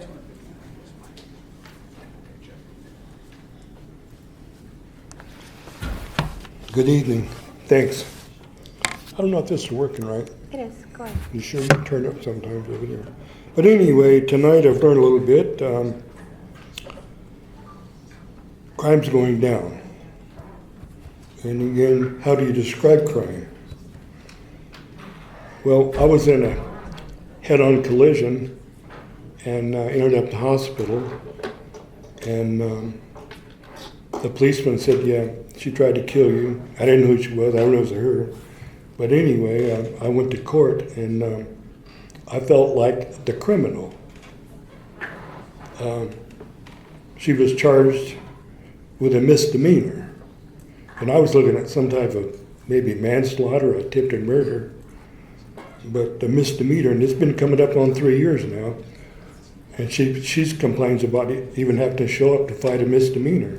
We've been supplying her with attorneys for almost 3 years. And my neighbor was arrested after 5 years of selling drugs. Used to be about 15 cars a week, so cops came down and got him, and he had a weapon and just trouble. He's out of prison. And he's out now, and today only 4 cars showed up to buy drugs. Deanne Elliott, David Halligan, Leslie Sawyer, and our last speaker, Nathan Blaze. Good evening. My name is Deanne Elliott, and I'm a Deputy District Attorney. I am proud to be a member of our Family Violence Unit. I prosecute child sexual assault, possession of child pornography, and human trafficking. Currently, I am the only person prosecuting these cases full-time. Because of staffing shortages, there is only me handling these cases. This is not just a job. This is a calling. I am called to serve the victims that I work with, to get them through the court process that could take months or years to get the case to trial, and through sentencing. I think I can speak with experience when I say that these crimes are nothing short of evil. They are repeated, they are cruel, and they go on for years. I work every day to try to make our community safer for our children. I spend my days, nights, weekends, and vacations thinking about the unique and terrible ways that people hurt children. I am honored to be able to work with survivors through the court process, to get them to a place where they can testify about the worst thing that has ever happened to them in front of a room full of strangers and the person that did it to them. Last year, I did multiple trials back to back because it's just me, all of them resulting in convictions of 1,000 years to life. Thank you. David Halligan, is David here? Thank you. Not seeing David. Leslie Sawyer, then Nathan Blaze. Hi, thank you for hosting this meeting. Thank you for taking an interest in finding solutions. The finger pointing game's been going on way too long, and we need solutions. It's really, really hopeful that most of the people that came up here to speak today had ideas and solutions and took responsibility. I gotta say, Ashley Jones, the fact that you were given praise and you didn't take it because you gave it to your staff, that's humbling. That's the leadership we need across this county. That deserves kudos. So it wasn't in my notes, but it needed to be said. Thank you to law enforcement. You're right. Proactive is what we want, and it's what we appreciate. That's what makes living in towns like this amazing. City of Anderson, what you do is amazing. City of Reading, I appreciate your police department is always out. We can see them. Okay, we appreciate you. Leslie, direct it this way. The sheriff, we appreciate you. So why is it so important to have a fully staffed police department? I would encourage everybody that's here today and everybody that's watching online to go to the next Reading City Council meeting and make your voice heard, because a lot of the problem in Shasta County in issues with public safety have to do in the city of Reading, and that is something that's on the chopping block. Go make your voice heard and go to that meeting and support these guys who are out there supporting us. I think it's great to see everyone here, especially the huge group of Our Heroes Dreams. And I'm so glad that he came up and had a solution for you guys, because I was actually going to suggest maybe we partner with our veterans and get them to fill some of these shortages. I love the idea of alternative staffing or alternative stuff with the jail. I wish our DA would take accountability, though. That was really disappointing. Nathan Blaze, and that would be our last speaker.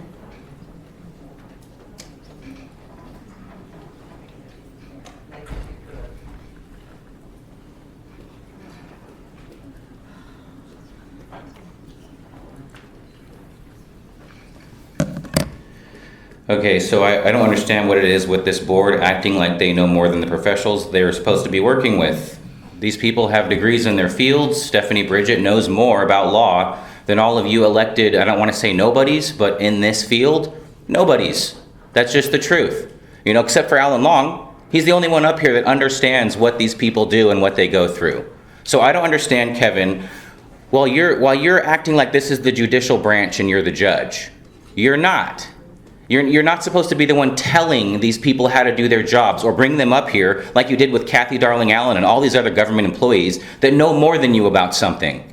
You're supposed to listen to them and hear their concerns. It's weird that I'm up here, right? I'm the Antifa Black Lives Matter guy that apparently hates cops, but I'm actually up here supporting our local law enforcement because we need local law enforcement. We need law enforcement. I was law enforcement in the United States Air Force. I understand the value of it. The only thing I've fought against cops on is them not having accountability for themselves, because that's the thing I believe in. We need to make sure our streets are safe, you know? I mean, I don't understand why it feels like Stephanie Bridget is up here doing a job interview for a job she already has. That doesn't make any sense to me.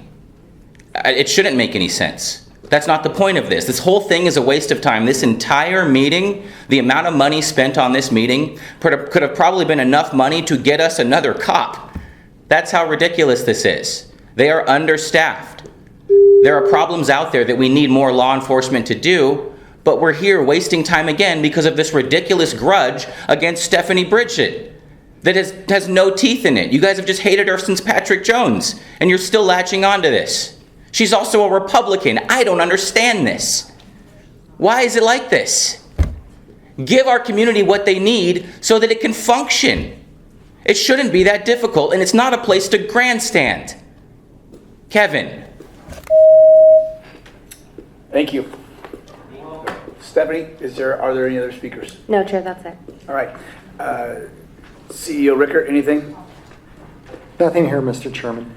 At this, I know the board would like to thank some of you, so those of you that spoke that are still here, if you could stick around, I know that we'd like Chair, can I throw one last thing in? Absolutely. Council, I understand this is not a vote at this session. That was not agendized. So if I were to make a motion that we go back to CCP, that would not be appropriate for this venue, correct? The only thing you could do right now is ask for staff to return something to you on another agenda. And you can do that tomorrow as well. Got it. Okay. Again, thank you so much.